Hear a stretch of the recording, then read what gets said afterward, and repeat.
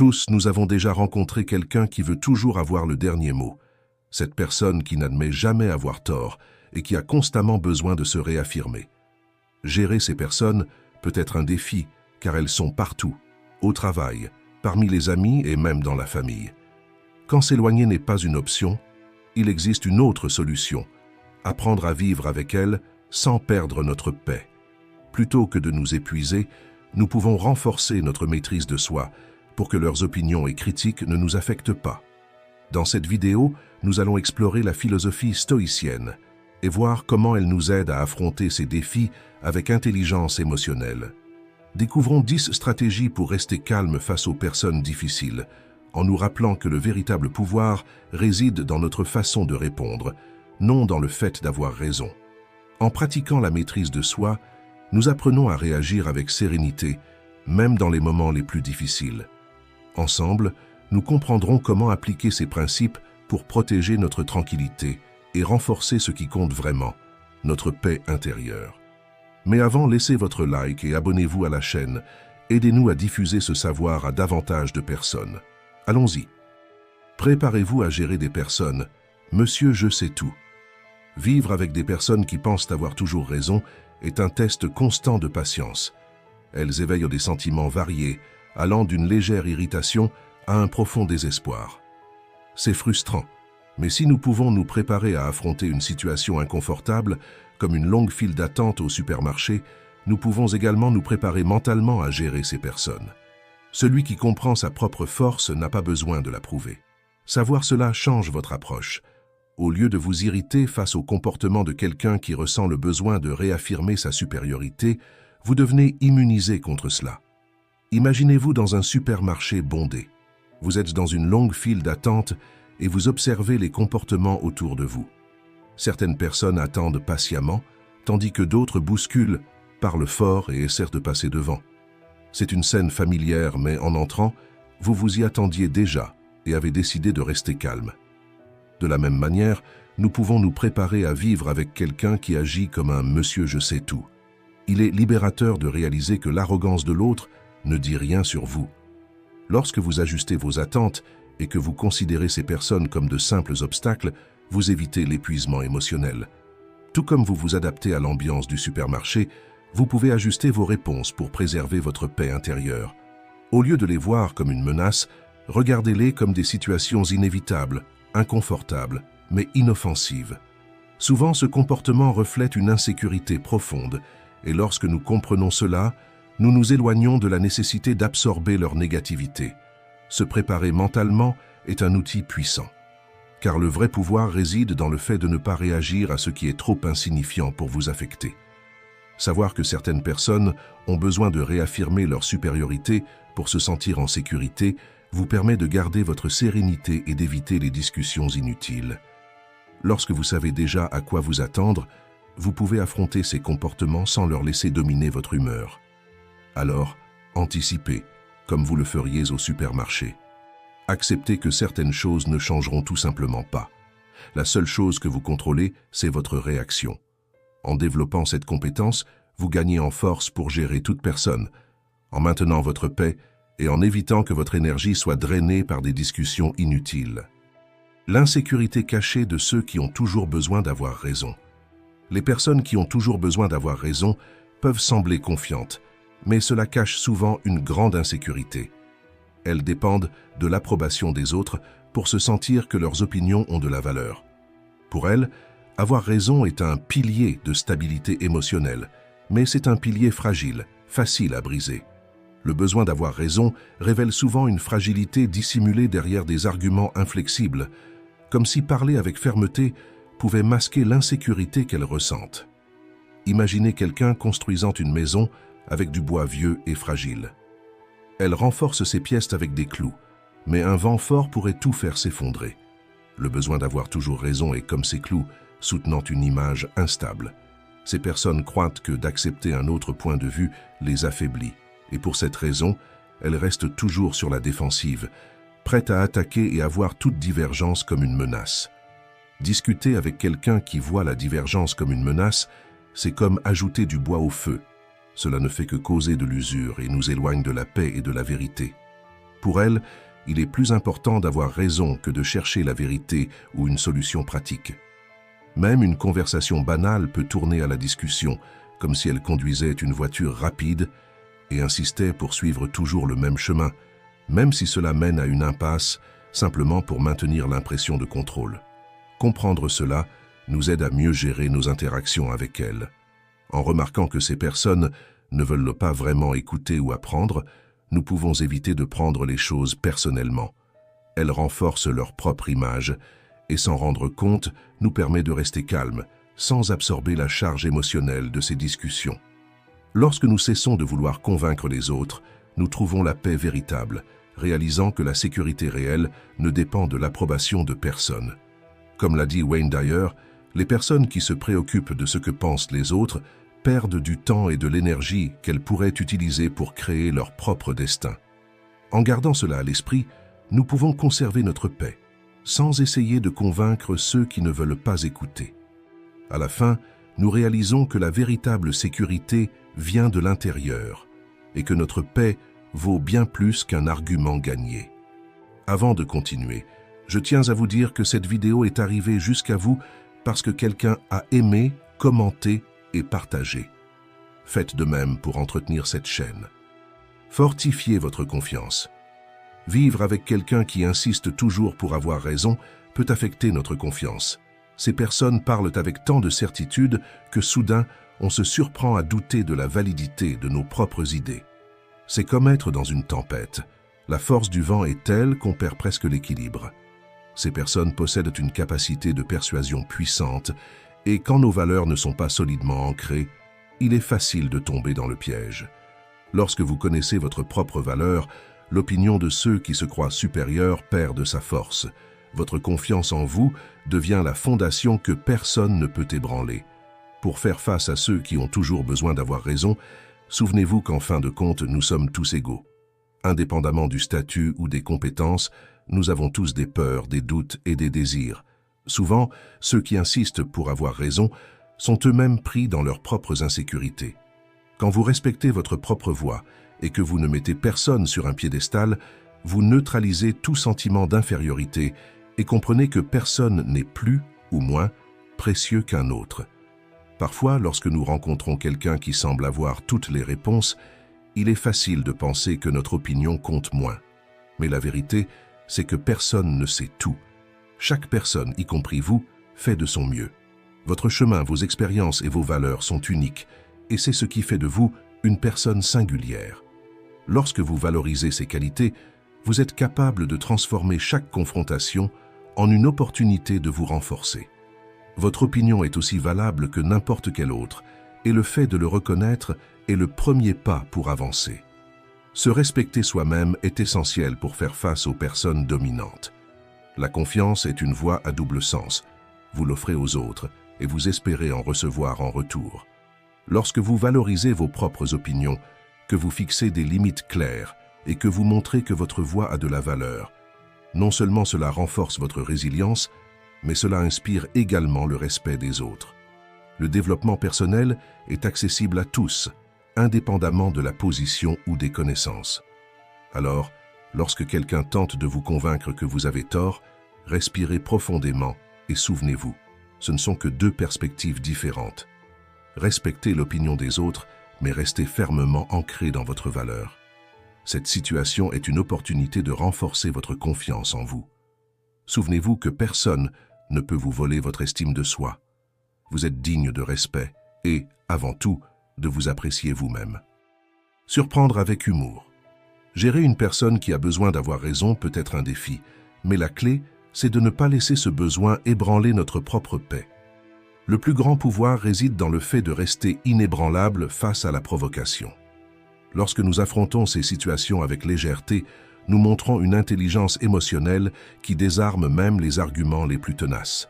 Ce genre de personne aime créer de la tension et de l'irritation, mais au final, elle ne nous atteint que si nous le permettons. Garder son calme est un choix de force, comme nous le rappelle Marc Aurèle dans ses méditations. Ne te sens pas lésé et tu ne seras pas lésé. Répondre avec humour, en plus de légèreté, est un signe que nous ne sommes pas disposés à entrer dans des batailles inutiles, mais plutôt à protéger notre paix. Imaginez-vous en train de tenir un ballon. Chaque provocation le gonfle un peu plus. Si vous laissez échapper un peu d'air, il n'éclate pas. C'est ainsi qu'une attitude tranquille a du pouvoir face à quelqu'un qui veut toujours avoir raison. En choisissant une posture sereine, vous décidez de garder votre propre énergie intacte. C'est un signe clair que votre paix est plus importante que de gagner la discussion. Observez également votre propre posture, physique et mentale. Les bras croisés, les épaules tendues et un ton de voix élevé ne font qu'intensifier l'atmosphère. En décroisant les bras, en relâchant les épaules et en comptant jusqu'à 10, vous adoptez une posture plus ouverte qui désarme naturellement l'autre et évite une bataille d'ego. Quand nous réagissons avec calme, notre corps reçoit le signal que la situation est sous contrôle. Et ainsi, nous transformons une conversation potentiellement explosive en un dialogue plus léger. Répondre avec sérénité et humour démontre de la maîtrise de soi et de l'intelligence émotionnelle. C'est un rappel que le vrai contrôle réside dans nos réactions et non dans les arguments de l'autre. Lorsque vous gardez une conversation légère, vous vous détachez du besoin de prouver quelque chose. En fin de compte, le plus grand gain, c'est notre paix. Choisir la sérénité, c'est se libérer de la pression de gagner à tout prix et, à la place, conquérir ce qui compte vraiment, l'équilibre intérieur. La sagesse d'éviter les discussions avec ceux qui refusent d'écouter. Avant de commencer une discussion avec quelqu'un éternellement convaincu d'avoir raison, demandez-vous quel est le véritable but de cette conversation. Est-ce que cela vaut la peine d'investir de l'énergie dans un débat qui, en fin de compte, pourrait bien être une route qui ne mène nulle part? Discuter avec quelqu'un qui a déjà décidé de ne pas écouter, c'est comme essayer d'enseigner quelque chose à une pierre. La pierre ne change pas, mais vous vous épuisez. Les personnes qui insistent pour avoir toujours raison agissent souvent comme si elles possédaient un manuel du monde, mais elles vivent dans une bulle où l'humilité est stoppée à l'entrée. Il est impossible d'apprendre ce que vous pensez déjà savoir, disait Épictète. Et c'est exactement ce que fait l'entêtement. Il ferme les portes à la croissance et empêche les connexions avec les autres. Rappelez-vous que discuter avec quelqu'un qui ne s'ouvre pas à de nouvelles perspectives peut être une impasse, une bataille perdue avant même d'avoir commencé. Bien souvent, cette attitude de « je sais ce qui est le mieux » ne naît pas de la certitude, mais de l'insécurité. C'est comme la célèbre histoire du capitaine américain qui, en 1995, exigea qu'une autorité canadienne change de route sans se rendre compte qu'il parlait à un phare. Tout comme lui, il nous arrive parfois d'être ceux qui doivent ajuster notre cap. Quand il s'agit d'obstination, essayer de convaincre l'autre, c'est comme essayer de déplacer le phare lui-même, une perte de temps. En identifiant une discussion sans but, nous gagnons quelque chose d'inestimable, notre paix. Chaque moment passé dans une bataille inutile est un moment perdu, qui aurait pu être investi dans notre propre croissance et apprentissage. Éviter les discussions inutiles n'est pas une faiblesse, c'est de la sagesse, comme le dit Ryan Holiday dans « L'ego est l'ennemi ». C'est lorsque nous cessons de nous battre pour les petites choses que nous trouvons la force de lutter pour les grandes.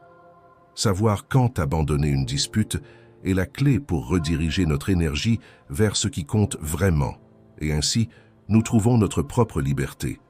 Et si cette vidéo vous a aidé, aimez-la, partagez votre expérience dans les commentaires et abonnez-vous pour ne pas manquer la prochaine. Sois compréhensif. Faire face à des personnes qui pensent toujours avoir raison peut être un défi, mais c'est aussi une opportunité pour votre propre développement. La première chose est d'écouter, et d'écouter vraiment. Imaginez que vous écoutez une station de radio que vous n'aimez pas beaucoup. Peut-être que vous n'êtes pas d'accord avec ce que vous entendez, mais pour comprendre, il faut écouter. Des questions comme « Qu'est-ce qui vous a amené à penser ainsi ?» ou « D'où vient cette idée ?» aident à transformer une dispute en conversation. Ces questions montrent que vous respectez l'opinion de l'autre et contribuent à adoucir toute attitude autoritaire. Pensez à cela comme une danse, où même si l'autre insiste pour diriger, vous gardez votre propre rythme. Être flexible sans perdre ses valeurs est une façon de démontrer une force intérieure. Ne vous inclinez pas devant l'ego de l'autre. Pliez-vous seulement à ce qui vous apporte la paix. Ce choix d'écouter véritablement, même en désaccord, ouvre un espace pour trouver l'harmonie, un point commun qui élève le dialogue. Cette approche est en accord avec la philosophie stoïcienne. Marc Aurèle disait « Le mieux que nous puissions être, c'est de ne pas devenir comme nos ennemis ». Autrement dit, même si l'autre personne est inflexible, vous pouvez choisir de répondre avec respect et calme. Soyez comme le bambou dans la tempête. Il se plie mais ne casse pas. Dans ces situations difficiles, rester calme est un signe de véritable résilience. Essayez de comprendre ce qui se cache derrière ce besoin d'avoir toujours raison. Souvent, cette attitude révèle une insécurité ou une peur de paraître fragile. Voir cela avec empathie plutôt que de l'irritation change votre perspective. Comme le suggère James Clear dans Atomic Habits, ce ne sont pas les grands objectifs qui changent une vie, mais les petites décisions quotidiennes.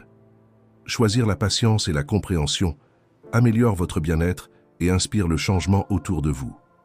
Rappelez-vous que chaque personne porte son propre bagage de croyances et d'expériences. Si tout le monde pensait de la même manière, le monde perdrait sa richesse d'apprentissage et de diversité. Dans ces situations, utilisez la sagesse et soyez comme une rivière. En suivant son cours, elle apprend à contourner les pierres et les virages, trouvant la paix sur son chemin. En abandonnant le besoin d'avoir toujours le dernier mot, nous renforçons nos relations et trouvons plus de paix intérieure. Chaque fois que vous choisissez l'empathie et le respect, au lieu du conflit, vous vous rapprochez de l'harmonie, plaçant la paix au-dessus de l'orgueil. Pensez à vos propres croyances.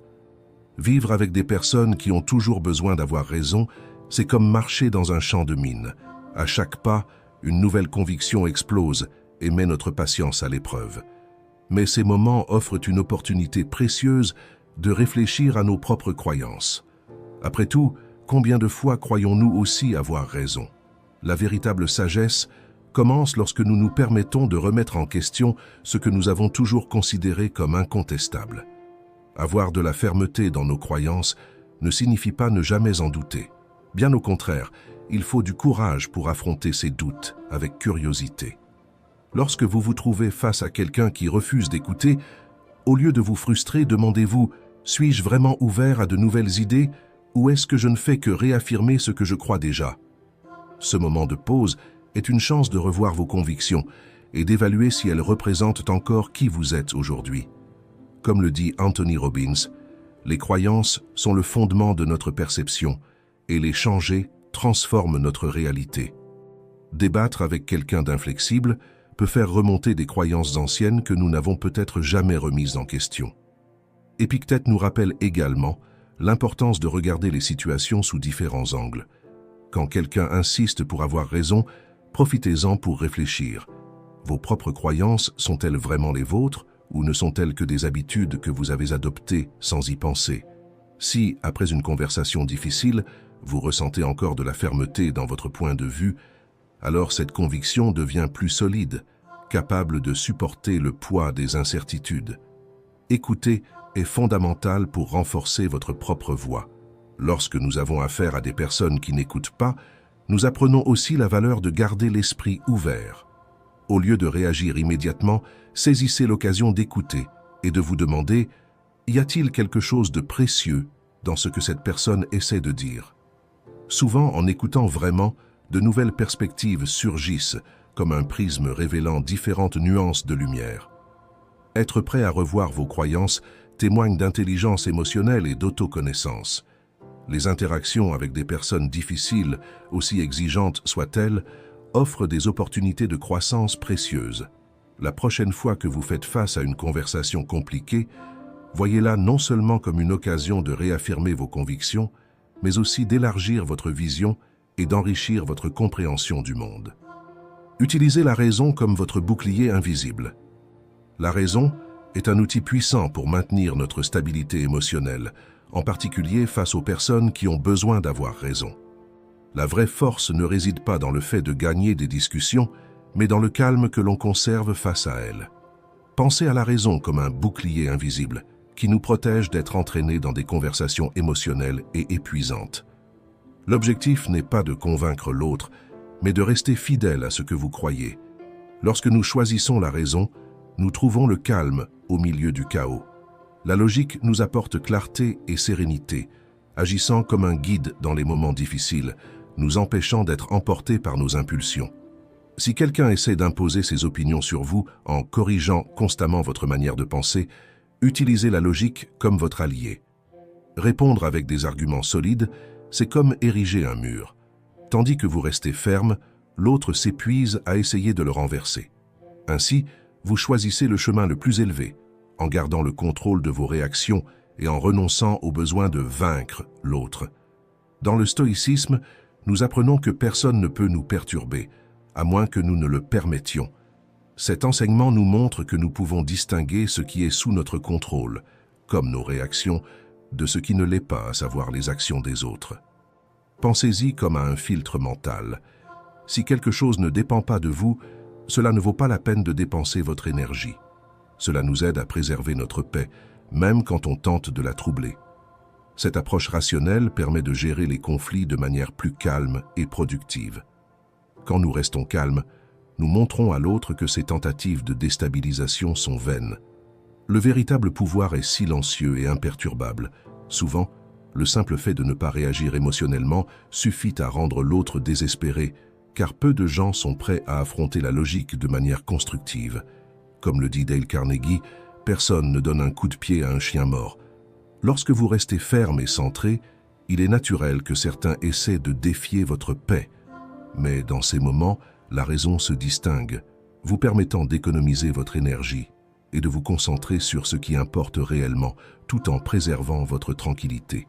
Alors, la prochaine fois que quelqu'un insiste pour vous faire perdre votre calme, souvenez-vous de votre bouclier invisible, la raison. Utilisez-le pour simplifier vos interactions et protéger votre paix intérieure. Après tout, la vie est bien trop courte pour gaspiller de l'énergie dans des batailles qui n'apportent rien. La vraie victoire, c'est de rester serein pendant que le monde s'agite autour de vous. Commentez raison et engagez-vous à utiliser ce bouclier invisible dans les prochains jours. Le silence est une réponse qui ne puise jamais dans ton énergie. Le silence est un outil puissant pour gérer ceux qui ont toujours besoin d'avoir raison. Bien souvent, lorsque nous essayons d'exprimer notre point de vue, nous affrontons l'inconfort de l'indifférence et finissons par être ignorés. Ceux qui pensent avoir toutes les réponses se ferment généralement aux nouvelles idées, ce qui rend la conversation épuisante et sans but. Choisir le silence, dans ce cas, n'est pas un signe d'abandon. C'est un acte de maîtrise de soi, une manière de protéger notre paix intérieure. Rester silencieux face au bruit des autres est un signe de force, non de faiblesse. Décider de ne pas répondre empêche de transformer la conversation en une lutte d'ego. Wayne Dyer exprime cette idée avec sagesse en disant « La façon dont les gens te traitent est leur karma. Comment tu réagis est le tien. » Le silence ainsi n'est pas seulement une réponse, c'est une démonstration de contrôle et de maturité. Rester silencieux ne signifie pas accord ou passivité.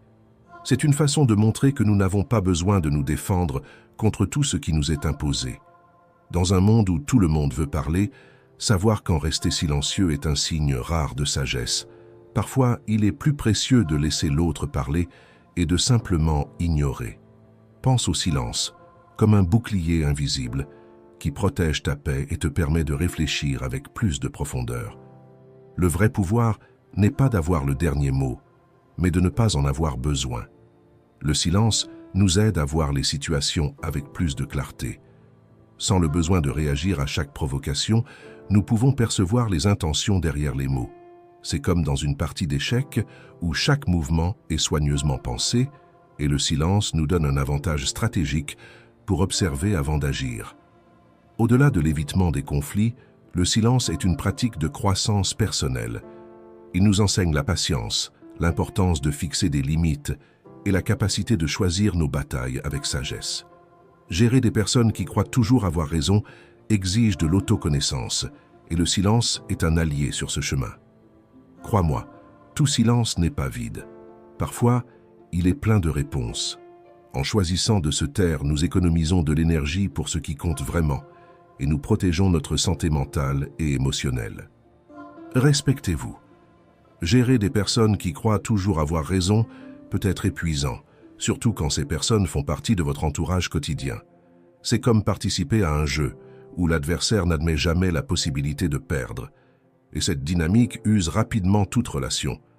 Quand cette personne est votre patron ou un collègue de travail, quitter la situation n'est pas toujours une option. De la même manière, quand cette personne est votre partenaire, mettre fin à la relation n'est peut-être pas ce que vous souhaitez. Dans ces situations, il faut vous valoriser sans vous effacer.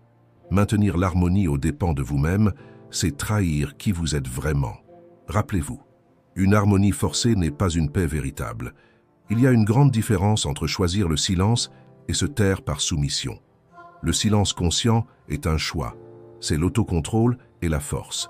Mais le silence qui découle de la soumission, c'est une reddition dangereuse, un signe que vous étouffez ce que vous ressentez et qui vous êtes réellement. Le véritable silence est celui qui protège l'âme, pas celui qui l'étouffe. Quand vous vous taisez intentionnellement, vous préservez votre énergie sans vous perdre. Nous voulons tous être valorisés par ceux avec qui nous vivons chaque jour, et cela est naturel. Mais il est facile de tomber dans le piège de vouloir contrôler le comportement des autres. Souvent, les gens sont tellement absorbés par leurs propres préoccupations qu'ils perdent la capacité de voir et de reconnaître la valeur des autres. C'est pourquoi votre priorité doit toujours être de reconnaître votre propre valeur. Ne vous diminuez pas pour correspondre aux attentes de quelqu'un d'autre ou à son monde. Céder peut être une stratégie utile dans certains moments, mais il est essentiel que cela se fasse consciemment, sans compromettre le respect que vous vous devez. Choisissez les batailles qui en valent la peine. Préservez votre dignité et évitez de vous épuiser en essayant de vous adapter à quelque chose qui ne reflète pas votre véritable moi. Commentez Courage stoïque si vous êtes arrivé jusqu'ici, et merci de votre écoute. Imaginez vivre une journée entière dans la paix, sans que rien ni personne ne parvienne à vous déstabiliser. Imaginez réagir avec calme, même face aux provocations, aux critiques, au chaos. Cette sensation n'est pas un rêve lointain, c'est la transformation qui se produit lorsque vous apprenez à maîtriser vos émotions. Dans cette vidéo, vous allez découvrir 10 pratiques stoïciennes qui vont vous aider à cesser de réagir impulsivement, à abandonner la colère et à reprendre le contrôle de votre vie émotionnelle. Le stoïcisme, ce n'est pas devenir insensible ni ignorer vos émotions, c'est apprendre à les gérer de manière intelligente. Vous allez apprendre à faire face aux critiques sans vaciller, à poser des limites avec fermeté et, plus important encore, à vous libérer des rancunes qui vous emprisonnent. Et, avant de commencer, aimez cette vidéo, laissez votre commentaire et abonnez-vous à la chaîne. De cette manière, YouTube comprendra que notre contenu est de qualité et le diffusera à davantage de personnes qui ont besoin d'apprendre à maîtriser leurs émotions. Commençons. 1. Comprends que tu as un contrôle total. Imagine que tu passes une journée tranquille, en train de te détendre sur le canapé ou de régler tes affaires. Tout semble aller bien, jusqu'à ce que quelqu'un dise quelque chose qui t'agace. Ta paix est interrompue et une vague de frustration ou de colère t'envahit. Tu penses, pourquoi cette personne a-t-elle gâché ma journée? Mais la vérité est simple, personne ne peut ruiner ta journée sans ta permission. Tu as le contrôle total sur tes réactions. Ce moment de frustration n'est qu'un choix. Ce que l'autre dit ou fait peut ressembler à un bouton qu'il appuie en toi. Mais celui qui décide si ce bouton sera réellement activé, c'est toi. Le monde apportera toujours des défis, mais la façon dont tu y réagis, c'est ta décision. La véritable force vient de l'intérieur, de ta capacité à contrôler tes émotions, et non de réactions impulsives. Maintenant, imagine-toi dans une ville bruyante, avec des klaxons de voitures et des gens qui parlent fort. Même si le bruit est là, il n'envahit pas ton espace personnel. C'est comme porter un casque anti-bruit. Le son existe, mais tu choisis de ne pas le laisser troubler ta paix intérieure. C'est cela, l'essence de maîtriser ses réactions. Vivre dans un monde chaotique et pourtant garder son centre. La tranquillité ne vient pas de l'absence de bruit, mais du choix de ne pas se laisser entraîner par celui-ci. Entre le stimulus et ta réponse, il existe un espace. C'est dans cet espace que réside ton pouvoir. La véritable liberté se trouve dans la façon dont tu choisis de réagir. C'est cela la maîtrise de soi. Choisir le calme au lieu de la colère, la compréhension au lieu de l'impulsivité. Par exemple, quand quelqu'un te coupe la route en voiture, la tentation est de réagir avec colère. Mais et si à la place tu faisais un pas en arrière? Dans ce petit laps de temps, tu réalises que ta réponse est un choix, Pense aussi à un collègue de travail qui dévalorise tes idées. Tu pourrais te fâcher et ruminer cela toute la journée. Mais que se passe-t-il si, au lieu de réagir, tu t'arrêtes pour réfléchir? Est-ce que cela me concerne vraiment ou est-ce lié à son propre stress? Ce moment de réflexion te donne le pouvoir de décider. Bien souvent, la réaction des autres en dit plus sur eux que sur toi. Cette pause aide à neutraliser l'impact émotionnel de la situation. Penser ainsi ne signifie pas ignorer ou refouler ce que tu ressens. La colère, la frustration et la déception sont naturelles et font partie de l'expérience humaine. Le secret réside dans le fait de comprendre que ces émotions ne doivent pas dicter tes actions. Chaque émotion est une occasion de réfléchir, pas une sentence qui détermine la suite. Une façon simple d'entraîner cet état d'esprit, c'est de marquer une pause dès que tu te sens déclenché. Demande-toi, qu'est-ce que je ressens? De la colère? De la peine? Nommer l'émotion interrompt la réaction automatique. Ensuite, demande-toi, pourquoi est-ce que je me sens comme ça? Est-ce à cause de ce qui s'est passé ou à cause de la façon dont j'ai interprété la situation? Et enfin, choisis ta réponse. Décide d'agir selon tes valeurs et non selon tes émotions. Maintenant, imagine la liberté de vivre sans laisser les autres voler ta paix. Le commentaire insensible, le contretemps, l'inconnu désagréable. Ils perdent le pouvoir de t'atteindre lorsque tu deviens le maître de tes réactions. Tu as deux options. Laisser les autres décider de ce que tu ressens ou revendiquer ton pouvoir et préserver ta paix intérieure. La prochaine fois que quelqu'un essaiera de t'énerver, rappelle-toi. Leur comportement n'a aucun pouvoir sur ta paix. Ta réaction, oui. Et c'est dans ce choix du calme que tu trouveras la véritable liberté émotionnelle et aussi la liberté de vivre avec intention et sérénité. 2. Je n'agirai pas ainsi. Libère-toi de cette attente. As-tu déjà remarqué à quel point nous sommes frustrés lorsque nous attendons des autres qu'ils agissent comme nous le ferions et que cela n'arrive pas? La déception ne tarde pas à se manifester et nous pensons « Comment peuvent-ils être aussi insensibles?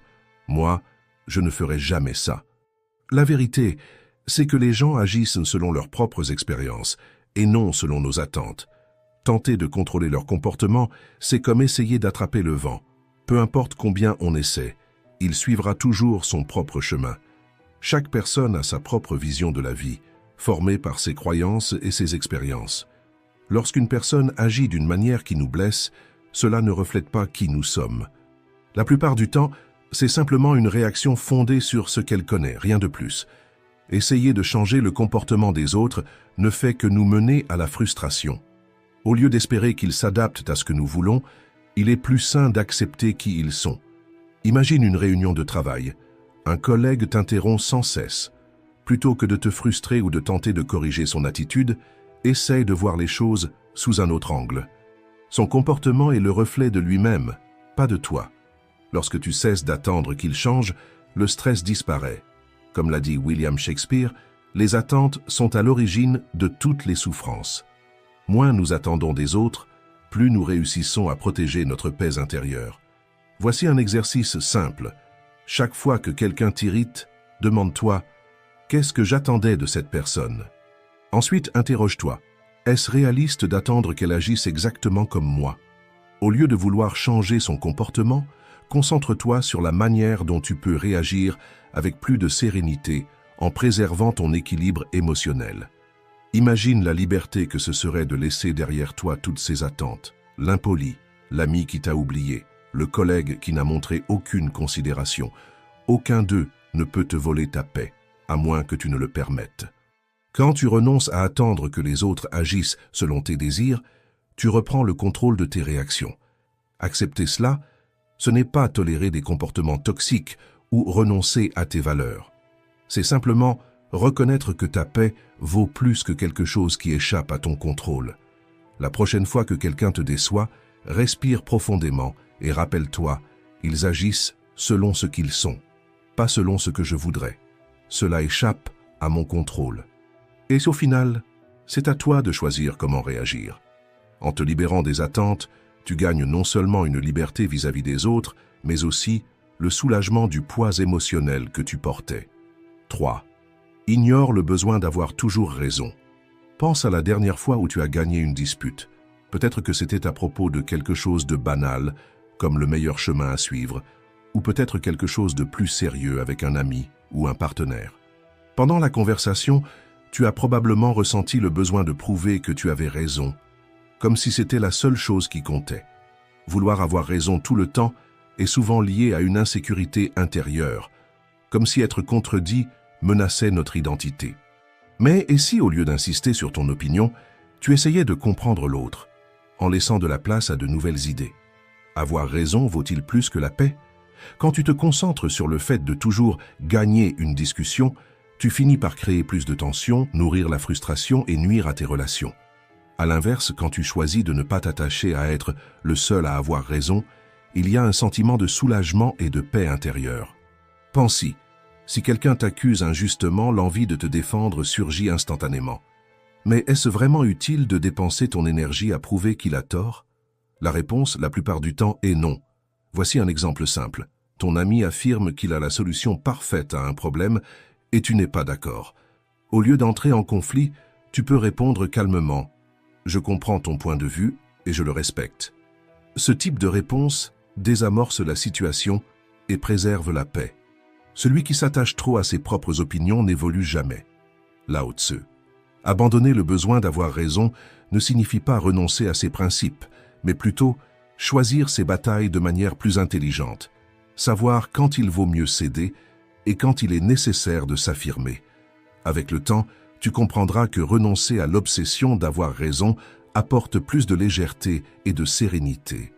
Au final, tu n'as plus besoin de contrôler chaque conversation, car tu as appris à choisir la paix plutôt que l'orgueil. Souviens-toi, la véritable force ne réside pas dans le fait de gagner les discussions, mais dans la manière de s'y comporter, et surtout, dans la capacité à préserver ta paix. Quand la tentation de prouver quelque chose surgit, demande-toi, avoir raison rend-il heureux? Ou est-ce la paix qui nous transforme? Commence à ignorer ce besoin dès maintenant. Commente, ma paix est ma priorité. Et comprends que cette déclaration montre que tu es plus fort que n'importe quelle situation. 4. Ne te laisse pas définir par les paroles des autres. Imagine un moment où tu partages quelque chose qui te motive vraiment, quelque chose qui touche ton cœur. Soudain, quelqu'un lance une critique négative. Ce mot inattendu brise l'ambiance et ta confiance s'effondre. Mais pourquoi cela arrive-t-il? La raison est simple. Très souvent, nous donnons aux autres le pouvoir de définir notre propre image. Lorsque nous cherchons une approbation extérieure, nous permettons aux autres de contrôler notre valeur. Le véritable pouvoir vient de l'intérieur, et c'est cela qui nous donne de l'assurance.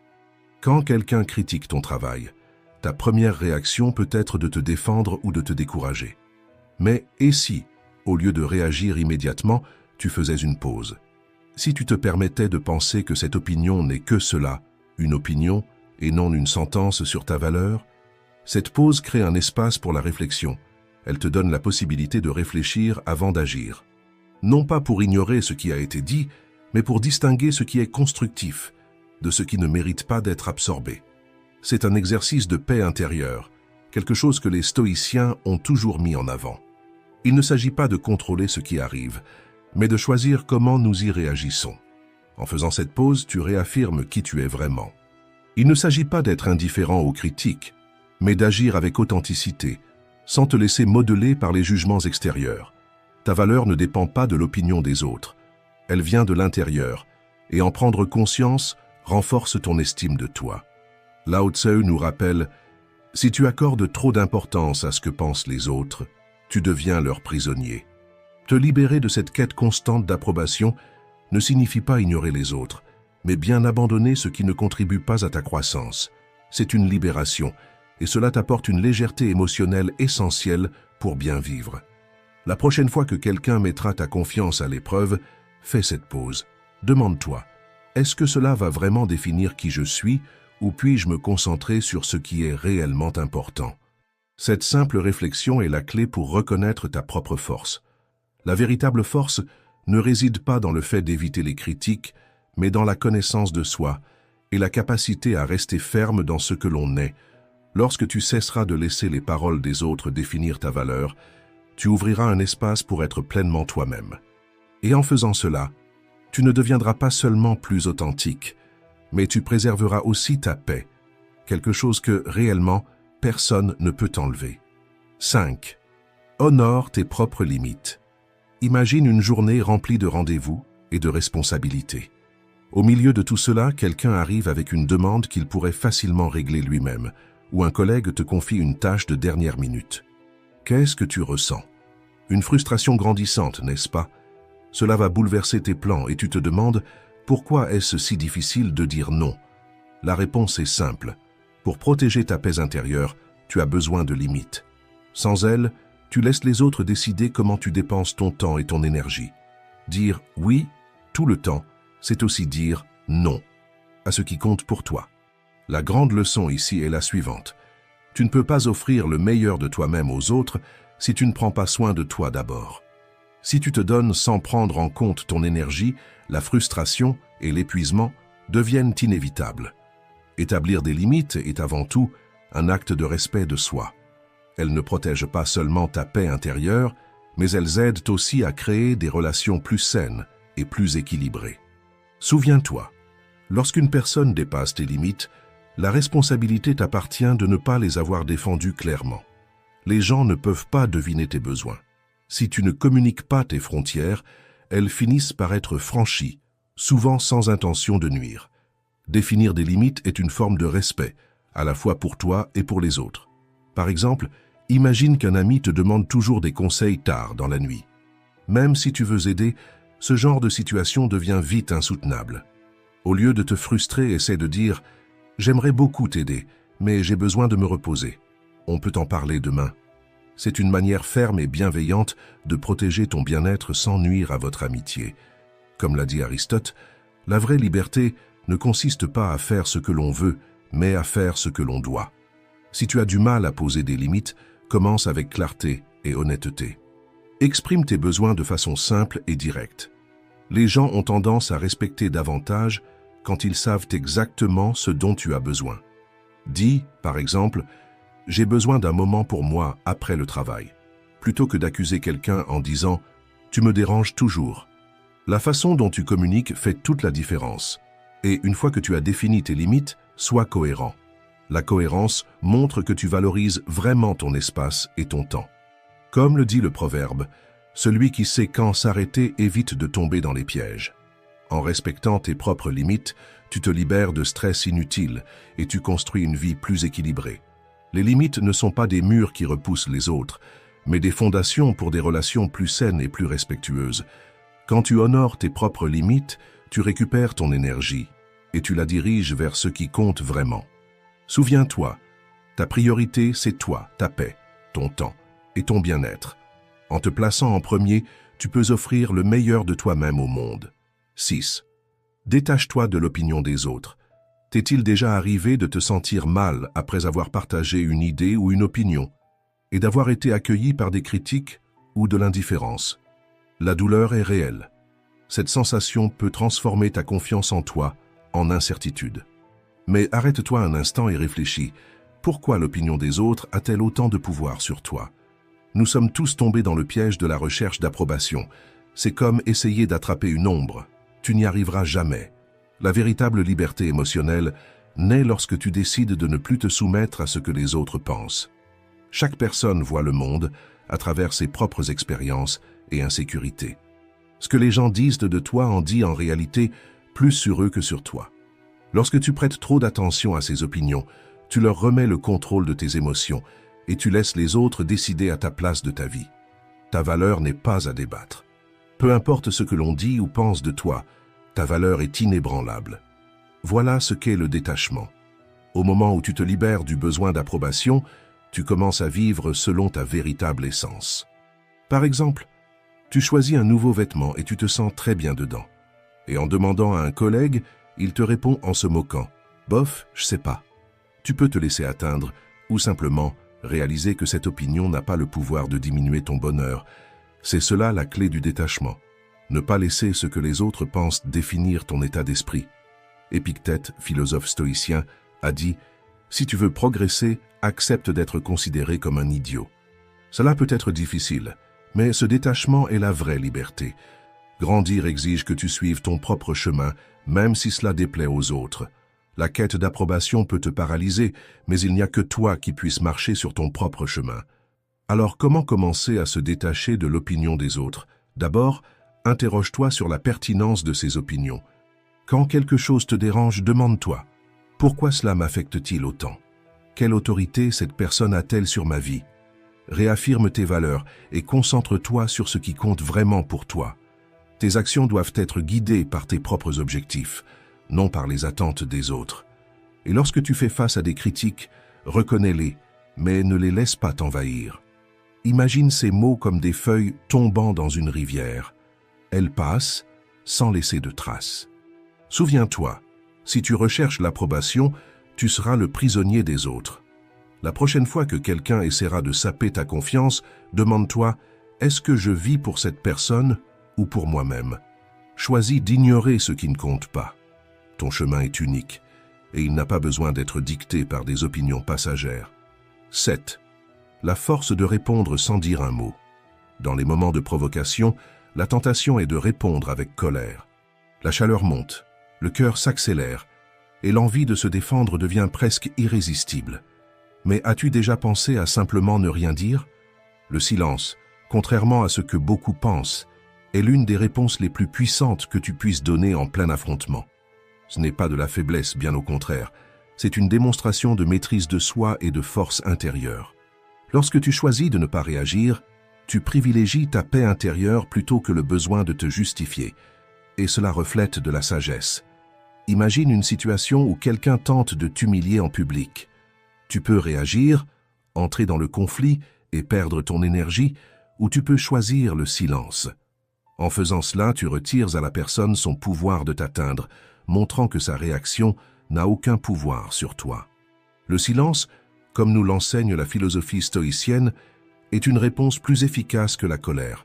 Après tout, la colère a besoin de carburant pour grandir, mais le silence éteint ce feu rapidement. En choisissant de ne pas t'impliquer, tu interromps le cycle de négativité et tu préserves ta santé émotionnelle. Pense au silence comme à un bouclier. Il dévie les attaques sans t'entraîner dans la bataille. Voici 3 façons d'utiliser le silence comme ta réponse la plus forte. Premièrement, attends avant de réagir. Quand quelqu'un te provoque, prends un moment pour respirer et te calmer. Ce petit intervalle crée un espace de clarté et de réflexion. Deuxièmement, écoute sans te défendre. Très souvent, les gens veulent simplement être écoutés. Offre-leur cet espace sans ressentir le besoin de te justifier. Et enfin, ne parle que lorsque c'est nécessaire. Si tu dois parler, que ce soit de manière calme et objective. Souviens-toi, ne parle que si tes paroles peuvent vraiment améliorer la situation.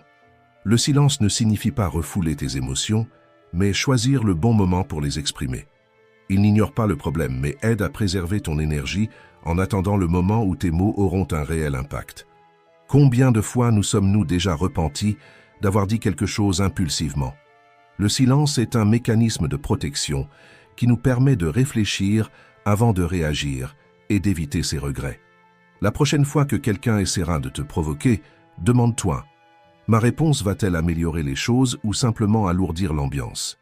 En choisissant le silence, tu protèges ta paix et tu montres le contrôle que tu as sur la situation. Le silence est la véritable sagesse, c'est la capacité de s'élever au-dessus du chaos et d'affirmer « tes paroles ne m'atteignent pas, ma paix, si ». Et ainsi, tu remportes la bataille sans avoir besoin d'élever la voix. 8. Transforme la colère par la gratitude. T'es-tu déjà retrouvé au milieu d'une journée où rien ne semblait aller comme prévu, où la colère surgit et tu te demandes « pourquoi les choses doivent-elles être si compliquées ?» Et si, au lieu de céder à la colère, tu décidais de changer de perspective? Et si, au lieu de te concentrer sur ce qui ne va pas, tu commençais à voir ce qui fonctionne? La gratitude a le pouvoir d'adoucir la colère et de transformer même les moments les plus difficiles en opportunités pour retrouver le calme. Il y a là une vérité simple. On ne peut pas ressentir de la colère et de la gratitude en même temps. Lorsque tu te connectes à ce qui est positif, la colère perd de son impact. Elle ne disparaît pas par magie, mais elle n'a plus d'espace pour grandir. Tout ce sur quoi tu te concentres s'amplifie. De la même manière que de petits gestes peuvent alimenter ta colère, de petits remerciements transforment ton énergie. Cicéron affirmait que La gratitude n'est pas seulement la plus grande des vertus, mais la mère de toutes les autres. Quand tu pratiques la gratitude, elle ne fait pas que dissiper la colère. Elle renforce aussi ta patience, ta résilience et ta capacité à te concentrer sur ce qui compte vraiment. C'est un outil toujours à ta portée, simple et puissant. La clé, c'est d'en faire une habitude. Lorsque la colère frappe, prends un moment pour respirer et demande-toi « De quoi puis-je être reconnaissant maintenant ?» Essaie, à la fin de chaque journée, d'écrire 3 choses pour lesquelles tu es reconnaissant. Cela peut être quelque chose de très simple, mais cela t'aide à orienter ton attention vers ce qu'il y a de bon, même dans les journées sombres. En plus de cela, il est important de changer la manière dont nous percevons les situations. Lorsque quelque chose ne se passe pas comme prévu, au lieu de rester bloqué sur le problème, demande-toi « Qu'est-ce que je peux apprendre de cela ?» Si tu reçois une critique négative, par exemple, au lieu de te laisser dominer par la colère ou le découragement, essaie de réfléchir. Je suis reconnaissant de pouvoir apprendre de ce retour, même si la manière n'a pas été idéale. Cela ne veut pas dire accepter passivement les comportements toxiques, mais bien reprendre le contrôle sur la façon dont tu réagis, tout en gardant ta paix intérieure. Et souviens-toi, même si la journée a été difficile et que tu n'as pas appris autant que tu l'aurais voulu, au moins tu n'as pas perdu ta santé. La gratitude est une invitation à déplacer ton regard de ce qui manque vers ce que tu as déjà. Il ne s'agit pas d'ignorer la colère ou la frustration, mais de décider consciemment de porter ton regard sur ce qui t'élève et non sur ce qui t'écrase. 9. Trouve la valeur dans la critique. Il est naturel que la critique nous mette mal à l'aise, mais lorsque nous l'abordons avec un esprit ouvert, elle devient un outil puissant de croissance. Au lieu de la voir comme un obstacle, nous pouvons l'utiliser pour nous défier et évoluer. Imagine que tu prépares une présentation et qu'un collègue te fait un retour en soulignant plusieurs points faibles. Au lieu d'ignorer ou de te défendre, arrête-toi un instant et réfléchis. Qu'est-ce que je peux apprendre ici? Y a-t-il quelque chose que je peux vraiment améliorer? Changer de perspective, passer de la défense à l'apprentissage, transforme la critique en une occasion d'améliorer tes compétences. Comme Lao Tse nous le rappelle, connaître les autres, c'est de l'intelligence. Se connaître soi-même, c'est de la sagesse. La critique devient alors un miroir qui reflète des aspects de nous que nous n'aurions peut-être pas vus seuls. Bien sûr, toutes les critiques ne seront pas constructives. Certaines viennent d'endroits sombres ou de personnes qui n'ont pas de bonnes intentions. La clé, c'est de savoir faire la part des choses. Se concentrer sur ce qui est utile et laisser de côté ce qui n'apporte rien est la voie pour utiliser la critique de manière intelligente. Voici 3 suggestions pour y faire face avec plus de clarté. Premièrement, respire profondément avant de répondre. Ce moment de pause aide à éviter les réponses impulsives et permet une réflexion plus rationnelle. Deuxièmement, évalue la source. Qui fait ce retour? L'opinion de cette personne mérite-t-elle vraiment d'être prise en compte? Cela peut complètement changer ta façon de recevoir ce qui a été dit. Et enfin, trouve la leçon. Même dans les critiques les plus dures, il y a quelque chose à apprendre. Demande-toi, qu'est-ce que je peux tirer de positif d'ici? Imagine maintenant qu'un membre de ta famille critique tes choix de vie. Au lieu de réagir de manière défensive, tu réponds avec maturité, sans laisser la situation dégénérer en dispute. Comme le disait Épictète, « Nul n'est libre s'il n'est pas maître de lui-même ». En gardant ton calme et ton contrôle, tu transformes la critique en un élan vers l'évolution plutôt qu'en une barrière à ta paix intérieure. Alors face aux critiques, au lieu de te soucier du jugement des autres, demande-toi « Qu'est-ce que je peux apprendre de cela ?» Ce simple exercice peut être la clé vers une version de toi plus forte et plus équilibrée. La critique, lorsqu'elle est abordée avec sérénité, est une opportunité de grandir. Accepte-la avec humilité et tu verras que dans l'inconfort se trouve l'apprentissage.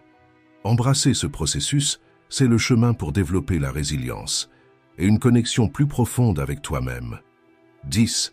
Maîtrise l'art de lâcher prise. Imagine que tu tiens un charbon ardent, prêt à le lancer sur quelqu'un qui t'a blessé. Mais, en attendant le bon moment, le charbon brûle ta main. La colère et le ressentiment sont exactement comme ce charbon. Tu te fais plus de mal à toi-même en les retenant qu'à la personne qui a causé ta douleur. La véritable force ne réside pas dans le fait d'alimenter ce feu, mais dans la capacité à le laisser s'éteindre. Lâcher prise ne signifie pas oublier ou minimiser ce qui s'est passé. Il s'agit de libérer le poids émotionnel qui te maintient prisonnier du passé, pour créer de l'espace et vivre pleinement le présent. Comme on le dit souvent, garder la colère en soi, c'est comme boire du poison et attendre que l'autre en meure. La manière dont nous réagissons à ce qui nous blesse définit notre chemin, notre parcours d'évolution. Maintenant, pense à quelque chose qui t'a blessé. Combien de temps as-tu passé à y réfléchir? Combien d'énergie as-tu gaspillé à imaginer ce que tu aurais pu faire ou à chercher un moyen de te venger? Lâcher prise est la clé pour briser ce cycle vicieux et avancer librement. Imagine qu'au travail, quelqu'un profite d'une de tes idées sans te donner le crédit que tu mérites. Tu pourrais passer des jours à ruminer cette injustice, ou tu pourrais choisir de ne plus lui accorder plus d'espace qu'elle ne mérite. Rappelle-toi que ta valeur ne dépend pas de moments comme celui-là. En libérant cette douleur, tu protèges ta paix intérieure et tu te concentres sur ce qui compte vraiment, ta croissance, tes opportunités. Comme nous l'enseigne Lao Tse, lorsque je lâche ce que je suis, je deviens ce que je pourrais être. Lâcher prise, ce n'est pas seulement se libérer de la colère ou du ressentiment. C'est abandonner le perfectionnisme, la peur de l'échec, le besoin de tout contrôler autour de nous. C'est accepter la vie avec ses incertitudes et découvrir la liberté dans l'acceptation. Voici 3 étapes pour commencer à pratiquer. Premièrement, reconnais tes émotions sans les juger. Réprimer tes sentiments ne fait que les renforcer. Autorise-toi à ressentir. Deuxièmement, reformule la situation. Demande-toi, qu'est-ce que je peux apprendre de cela? Comment puis-je évoluer à partir de cette expérience? Enfin, redirige ton attention vers le moment présent. Lâcher prise est un choix qui t'appartient, pas à l'autre.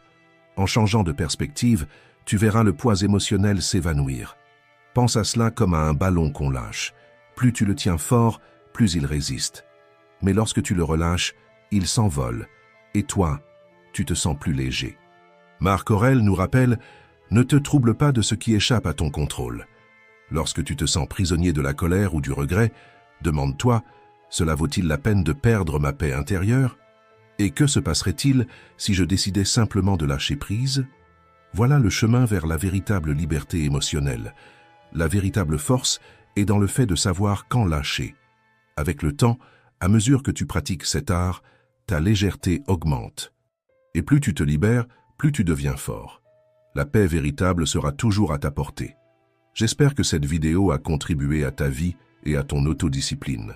Commente « Courage stoïcien » pour que je sache que tu es allé jusqu'au bout. Merci d'avoir regardé et à bientôt dans nos prochaines vidéos. Chaque matin est un duel silencieux. Non pas contre le monde, mais contre ton esprit. C'est dans les premières minutes de la journée que beaucoup perdent déjà la bataille. Ils se réveillent et se livrent au téléphone, à la précipitation, aux plaintes, sans se rendre compte qu'ils abandonnent le contrôle de leur propre vie. Mais toi, tu n'es pas ici pour répéter ce cycle.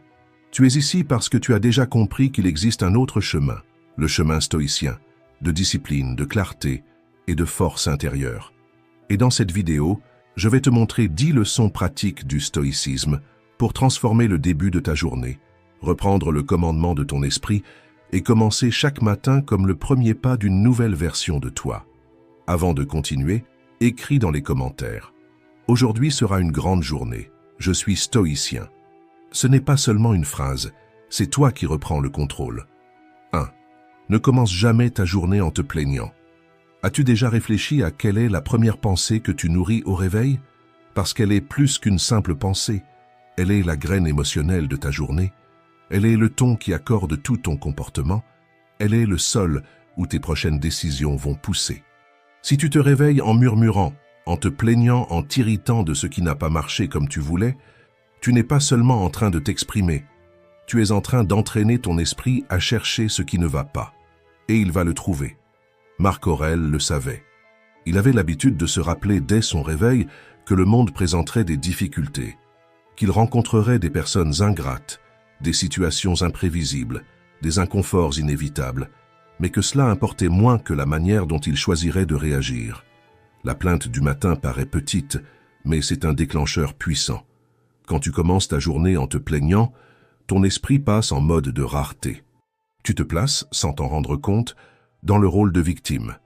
Et tout ce qui viendra ensuite sera interprété à travers ce filtre, celui du ressentiment, de l'irritation et de l'impuissance. Mais tu peux inverser ce schéma. Tu peux te réveiller et respirer avec intention. Tu peux te rappeler, avant même de sortir du lit, de la personne que tu es en train d'essayer de devenir. Et tu peux choisir la posture de celui qui dirige son propre esprit, même quand le monde est encore désorganisé à l'extérieur. Éviter la plainte, ce n'est pas faire semblant que tout va bien. C'est un entraînement, un raffinement, un acte de maîtrise intérieure. C'est se dire à soi-même, oui, il y a des problèmes, mais je ne vais pas me laisser contaminer par eux dès le départ. Parce que la première heure de ta journée n'appartient pas au chaos, elle appartient à la construction. Tu peux utiliser ce moment pour renforcer ton centre émotionnel, pour remercier, respirer, t'aligner, ou tu peux gaspiller cette heure précieuse en réagissant à ce qui est hors de ta portée, en revivant des blessures anciennes, en amplifiant des bruits qui ne méritaient même pas de place dans ta conscience. C'est pourquoi, avant de dormir, plante l'intention. Et au réveil, choisis de commencer avec direction. Comme le disait Henry David Thoreau, les choses ne changent pas, nous changeons. Et changer commence ici, avec la décision presque invisible de ne pas se plaindre, de ne pas se perdre dans ce qui manque, mais d'agir comme quelqu'un qui est prêt à construire ce qui compte. Si tu es arrivé jusqu'ici, commente « Aujourd'hui, je choisis d'évoluer ». Cela peut être le premier pas pour dominer ton esprit, avant qu'il ne soit dominé par tout ce qui t'arrache à ton centre. 2. Commence ta journée en traçant la voie et non en courant simplement dessus. Se lever tôt ne change pas ta vie si tu ne sais pas où tu vas. Être occupé ne signifie pas évoluer. Et courir toute la journée, sans intention, ne fait que t'éloigner encore plus de toi-même. C'est pour cela qu'avant de plonger dans les tâches, les exigences et les obligations que le monde impose, tu dois te poser une question simple et puissante. Qu'est-ce que, si je le fais aujourd'hui, rendra cette journée digne d'être vécue? Sans direction, n'importe quelle urgence devient une priorité. Sans intention, n'importe quelle distraction paraît importante. Et quand la nuit arrive, il ne reste que cette frustration silencieuse de celui qui a été occupé toute la journée, mais qui n'a pas touché à ce qui compte vraiment. Les stoïciens le savaient. Marc Aurèle, même en tant qu'empereur, ne commençait jamais sa journée sans réfléchir à ce qui était essentiel. Il écrivait pour lui-même comme on grave un rappel pour ne pas se perdre dans le chaos. Tout, un cheval, une vigne, a été créé pour un devoir. Pour quelle tâche alors as-tu toi-même été créé? Cette question n'est pas trop philosophique, elle est pratique. Parce que si tu ne sais pas ce que tu essaies de construire, n'importe quel bruit devient un nouveau chemin. Et quand tu t'en rends compte, tu n'es pas en train de vivre ta vie, tu es seulement en train de réagir à celle des autres. Définir un but pour la journée, ce n'est pas faire une liste infinie de tâches et de rendez-vous. C'est tracer une ligne claire entre ce qui te fait avancer et ce qui ne fait que drainer ton énergie. C'est se réveiller avec présence et se dire « Aujourd'hui, je vais mettre mon temps au service de ce qui m'approche de l'essentiel. » Peut-être que ce sera un pas dans ton travail, peut-être une nouvelle habitude, peut-être une conversation que tu repousses depuis longtemps. Peu importe la taille de l'action, ce qui compte, c'est la direction. Parce qu'un seul choix, même petit, fait avec intention, soutient l'édifice de ton évolution. Pense à une construction.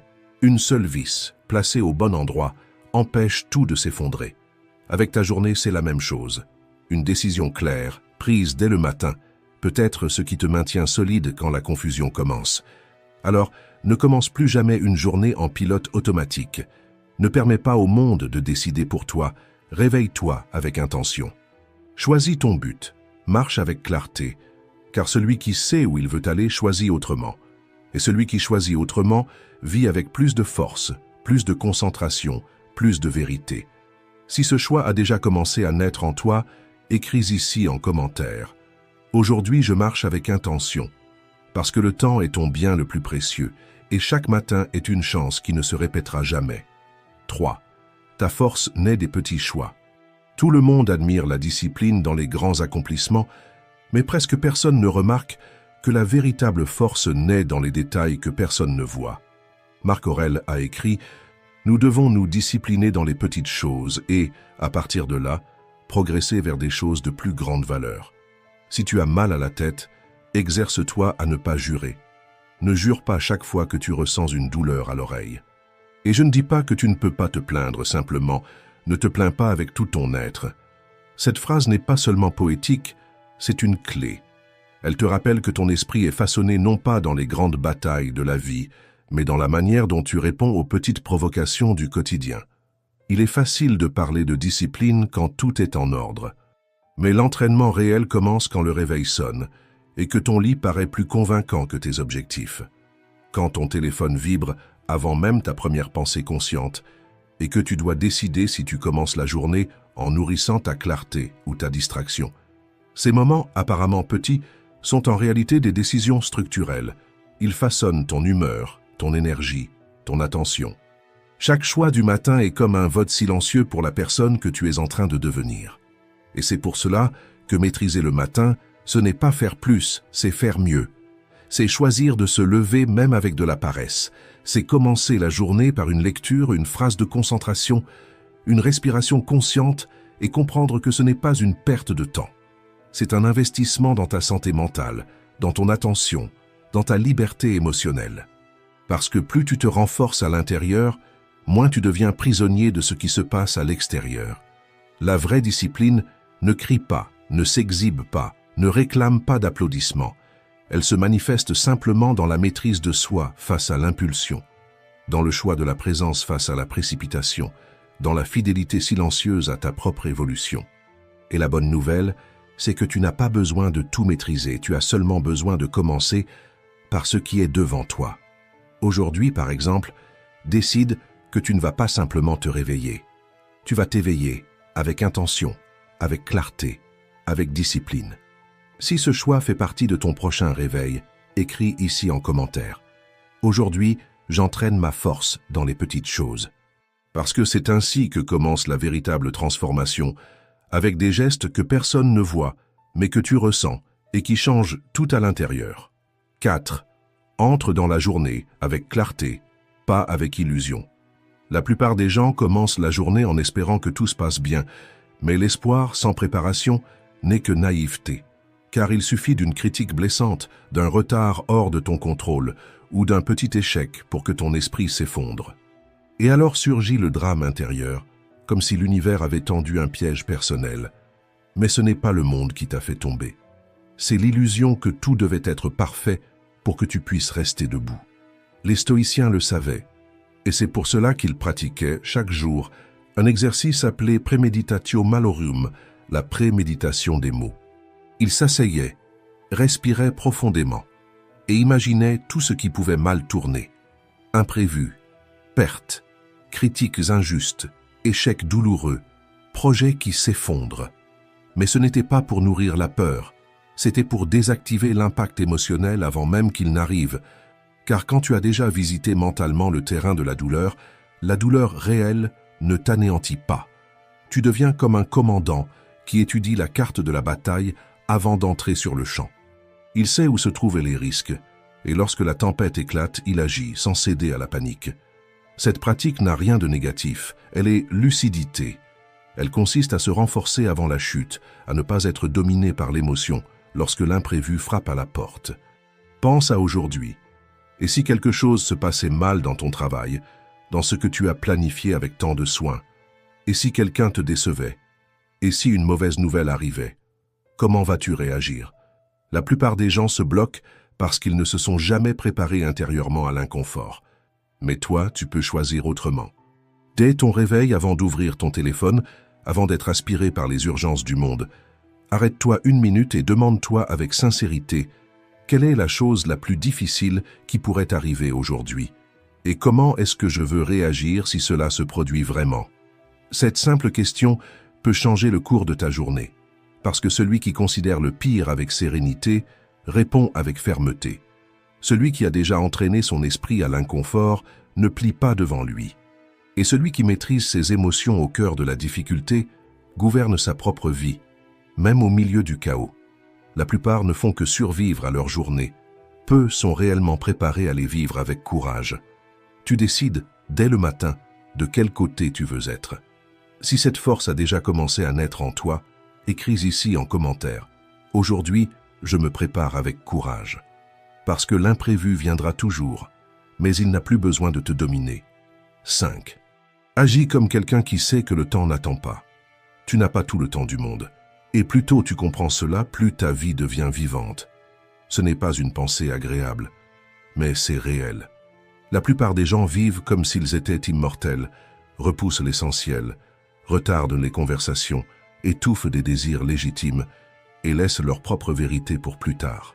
Mais les stoïciens pensaient différemment. Chaque matin, ils se rappelaient une idée simple et transformatrice. Memento mori, souviens-toi que tu vas mourir. Non pas comme un avertissement sombre, mais comme un appel urgent à la vie. Parce qu'une existence entière peut être gaspillée par celui qui l'oublie. Marc Aurèle a écrit « Ce n'est pas la mort qu'un homme doit craindre, mais de n'avoir jamais commencé à vivre. » Et cette phrase devrait résonner en toi chaque jour, parce que tant que tu vis comme si tu avais un temps infini, tu continues à repousser ce qui compte. Tu continues à éviter les décisions difficiles. Tu continues à te justifier avec le vieux « pas maintenant, plus tard, je verrai après ». Mais et si le plus tard ne venait jamais? Pense avec sincérité. Combien de mots as-tu avalé par peur? Combien de fois t'es-tu tu pour plaire? Combien de jours as-tu rempli de tâches vides, seulement pour sauver les apparences? N'attends pas de perdre quelqu'un pour valoriser le présent. N'attends pas un choc, une maladie, une absence, pour comprendre que la vie a une échéance. Parce que lorsque tu comprends que le temps est fini, tout change. Ce qui est urgent perd de la force, et ce qui est essentiel prend de la place. Chaque matin se transforme en une chance réelle de faire autrement. De vivre avec plus de courage, de te rapprocher de ce qui a du sens, de mettre ton âme dans les petites choses. Alors demande-toi, si aujourd'hui était le dernier, de quoi voudrais-je me souvenir en me couchant? D'une journée vécue avec présence ou d'un jour de plus gaspillé par l'inertie? Tu ne contrôles pas combien de temps il te reste, mais tu peux contrôler comment tu vas utiliser le temps que tu as aujourd'hui. Et cela commence maintenant, en arrêtant de vivre en pilote automatique, en arrêtant de repousser ce qui te renforce, en arrêtant de prétendre que ta vérité peut encore attendre un peu. Parce que vivre vraiment n'est pas une question de temps, c'est une question de présence, d'intention et de courage. Réaffirme pour toi-même, aujourd'hui, je choisis de vivre avec courage. Parce que le temps passe de toute façon, la différence, c'est qui choisit d'être entier pendant qu'il passe. 6. Domine ta journée en contrôlant tes impulsions. Les premières heures de la journée sont comme les fondations d'une maison. Si tu construis à la hâte, le moindre tremblement fait tout s'écrouler. Et c'est précisément à ce moment-là, lorsque l'esprit ajuste encore le ton des émotions, que beaucoup se perdent. Il suffit d'une notification inattendue, d'une demande mal placée, d'un souvenir inconfortable, et la réaction prend le contrôle avant même que la conscience ne se réveille. L'impulsivité est traîtresse, elle déforme ta vision, trouble ton jugement, et transforme des situations simples en champs de mine émotionnels. Tu commences bien ta journée et, en un clin d'œil, tu es vidé, irrité, distrait, sans même t'apercevoir comment tu en es arrivé là. Mais les stoïciens savaient quelque chose que beaucoup n'ont pas encore compris. Épictète disait « Nous ne contrôlons pas les événements qui nous arrivent, mais nous contrôlons la manière dont nous choisissons d'y répondre. » Cette phrase, si elle est vécue vraiment, change tout. Parce que le problème n'a jamais été ce qui t'arrive, le problème commence lorsque tu oublies que tu peux choisir comment répondre. Et dès le matin, lorsque l'émotionnel est encore vulnérable et que le corps s'éveille lentement, tout semble plus intense que cela ne l'est en réalité. C'est là que la lucidité doit intervenir.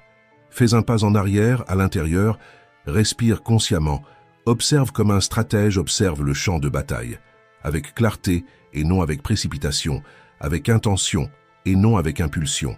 Cette pause entre le stimulus et la réponse est l'endroit où naît ton pouvoir. C'est dans ce petit intervalle que tu peux choisir, ne pas réagir avec colère, ne pas te défendre automatiquement, ne pas alimenter des discussions inutiles qui vident ton énergie. Tu as une maîtrise totale de cela. L'autocontrôle n'est pas faire semblant de ne pas ressentir de la colère, de la frustration ou de la peur. Ce n'est pas non plus devenir froid ou indifférent. L'autocontrôle, c'est le courage de regarder ce que tu ressens et de choisir malgré tout la réponse qui te renforce. Si quelqu'un te critique, tu peux choisir d'analyser et non d'attaquer. Si un imprévu survient, tu peux respirer avant d'agir. Si quelqu'un tente de te provoquer, tu peux choisir le silence, non par faiblesse, mais parce que tu sais te gouverner intérieurement. Et c'est le matin que cette pratique devient la plus puissante. Si tu entraînes ton esprit à rester centré dès le réveil, tu crées un bouclier émotionnel qui t'accompagne pour le reste de la journée. Au bout du compte, ta paix ne dépendra pas de ce qui t'arrive, elle dépendra de la manière dont tu réponds à ce qui t'arrive. Et chaque fois que tu choisis la lucidité plutôt que la précipitation, le centre plutôt que l'impulsivité, tu réaffirmes le leadership le plus important de tous, le leadership sur toi-même.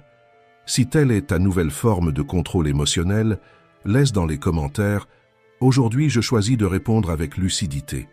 Dominer le matin, c'est avant tout ne pas se perdre dans des réactions vides. C'est apprendre à devenir le maître de ton propre état intérieur. 7. Vis un jour libéré du poids de devoir plaire aux autres. Avant même d'entendre ta propre voix, tu commences déjà à entendre le monde. Tu ouvres les yeux et tu es bombardé d'images, de messages et d'exigences. Les réseaux sociaux te dictent ce qu'est la réussite. Les notifications t'obligent à répondre et ton esprit, encore en train de s'éveiller, commence déjà à chercher l'acceptation, comme si tu devais te justifier d'exister. Tu n'as même pas fini de respirer et tu cherches déjà à t'adapter. À plaire, à prouver, à appartenir. Mais cette quête est silencieuse et cruelle, car plus tu dépends du regard des autres, plus fragile tu deviens à l'intérieur. Les stoïciens y voyaient un piège. Sénèque disait « Ne cherche pas l'admiration des autres, ne vis pas de louanges passagères. Ceux qui t'applaudissent aujourd'hui, demain peuvent t'oublier. » Et il avait raison. La valeur qui dépend des applaudissements disparaît dans le silence. Le respect qui dépend des « j'aime » s'évapore dans la critique. Lorsque tu commences la journée en te demandant « Qu'attend-on de moi ?» tu es déjà en train de te perdre. Ton énergie cesse d'être créative pour devenir réactive. Tu ajustes le ton de ta voix, tu modifies tes décisions. Tu évites de te positionner non par conscience mais par peur. Peur d'être jugé, peur de paraître étrange, peur de décevoir. Mais voici une vérité dure et libératrice. Tu seras jugé de toute façon, même si tu es gentil, même si tu essaies de plaire, même si tu fais tout, même si tu te caches. Alors pourquoi ne pas être jugé pour avoir vécu dans la vérité? Au lieu d'ouvrir ta journée en cherchant l'acceptation, commence par rechercher la cohérence. Demande-toi avec fermeté, qu'est-ce qui est juste pour moi aujourd'hui? Qu'est-ce que je défendrais même sans applaudissements? Tandis que l'approbation est volatile, l'intégrité te renforce. Elle est le gouvernail qui maintient ta direction, même quand tout autour cherche à te détourner. Quand tu cultives cette habitude dès le matin, ta présence change. Tu marches avec plus de fermeté, tu parles avec plus de clarté, tu agis avec plus de détermination et ironiquement, c'est quand tu cesses de mendier l'approbation que tu commences à être vraiment respecté. Si cela a eu du sens pour toi, écris ici en commentaire. Aujourd'hui, j'agis avec vérité, pas avec peur. Ce petit choix, répété chaque jour, est le début de ta liberté émotionnelle. 8. Pratique la gratitude avant que la rareté ne t'engloutisse. La plupart des gens ouvrent les yeux et dès la première pensée activent déjà la sensation du manque. Ce qui est en retard, ce qu'ils n'ont pas encore accompli, ce qui doit changer pour peut-être un jour se sentir complet. Et sans s'en rendre compte, ils commencent déjà la journée avec une dette émotionnelle. Comme si la vie leur devait quelque chose, comme si rien n'était suffisant. C'est ce schéma invisible qui emprisonne l'esprit avant même le premier café. Les stoïciens y voyaient l'un des plus grands poisons de l'âme. Ils savaient que désirer davantage est naturel, mais lorsque le désir devient compulsion, il détruit la capacité d'apprécier le présent. Sénèque disait « Pauvre n'est pas celui qui possède peu, mais celui qui désire toujours plus ». Et cela nous enseigne un nouvel angle. La véritable abondance ne réside pas dans ce qui manque, mais dans ce que tu as le courage de reconnaître comme précieux maintenant. Se réveiller avec gratitude n'est pas un cliché, c'est un acte de lucidité. C'est se rappeler que beaucoup de choses qui paraissent aujourd'hui normales furent autrefois des rêves. Le toit qui t'abrite, le corps qui respire, la nourriture qui t'attend, la chance de recommencer encore une fois. Mais si tu n'entraînes pas tes yeux à voir, ton esprit continuera à projeter la rareté, et ton cœur, même entouré de miracles, continuera à se sentir vide. La gratitude n'ignore pas les défis, mais elle crée un sol ferme avant la tempête. Elle réorganise ton énergie, ralentit la comparaison et ramène ton attention là où la vie se déroule réellement, le présent. Et le meilleur, la gratitude peut s'entraîner. Tu n'as pas besoin de grandes conquêtes pour le ressentir. Parfois, tout ce qu'il faut, c'est une pause d'1 minute pour remarquer. Le soleil s'est encore levé, ton corps bouge encore, le café est encore chaud. Une pratique simple et puissante. Chaque jour, avant d'ouvrir n'importe quel réseau social, impose-toi un péage. Écris 3 choses pour lesquelles tu es sincèrement reconnaissant. Peu importe la taille, cela peut être ton travail, ta famille, le lit dans lequel tu as dormi. Ce qui compte, c'est la vérité du sentiment. Ce geste ne change pas seulement la tonalité de ta pensée, il change ta vibration, ta capacité à remercier augmente. Parce que celui qui commence la journée avec gratitude commence déjà avec le cœur rempli, et celui qui est rempli à l'intérieur ne se perd pas dans le vide de la comparaison, ni dans l'anxiété de ce qui n'est pas encore arrivé. Commencer avec gratitude, c'est placer ton âme au bon endroit avant d'affronter le monde. C'est te dire à toi-même, dès le matin, « Je n'ai pas tout, mais j'ai assez pour commencer avec fermeté. » Aujourd'hui, écris dans les commentaires, « Je commence avec gratitude parce que… » et complète avec ce qui soutient ton âme, même dans les jours difficiles. Reviens à cet espace chaque fois que tu sens que tu es en train de te perdre, parce que celui qui construit sa vie sur la gratitude peut tomber, mais ne se sent jamais vide. Il n'oublie jamais d'où il vient, il ne cesse jamais de voir une raison de continuer. 9. Réécris ton histoire aujourd'hui. Tu n'es pas prisonnier de la version d'hier. Peu importe combien de fois tu as échoué, combien de promesses tu as brisées, ou combien de matins tu as commencé en disant « Aujourd'hui ce sera différent ». Et pourtant, tu as répété les mêmes schémas. Si tu écoutes cela maintenant, cela signifie que tu as encore le pouvoir de choisir, et il n'existe pas de moment plus symbolique pour recommencer que le matin. Marc Aurèle commençait ses journées en se rappelant qu'il avait le contrôle sur ses attitudes, pas sur ce qui allait arriver. C'est cela, la liberté. Ne pas dépendre des circonstances, mais des décisions. Et créer une nouvelle habitude, c'est exactement cela. Déclarer en silence que tu peux encore te transformer. Peut-être veux-tu commencer petit, 1 minute de méditation, une page écrite dans un cahier, un verre d'eau avant le café, ou simplement l'habitude de ne plus t'abandonner, de ne plus répéter cette vieille excuse. Cela peut sembler peu, mais pour l'esprit, c'est un nouveau chemin. Parce que le cerveau apprend par la répétition, mais il se transforme par la décision. Et chaque fois que tu agis différemment dès le réveil, tu envoies un message puissant à toi-même. Je ne suis pas mon passé.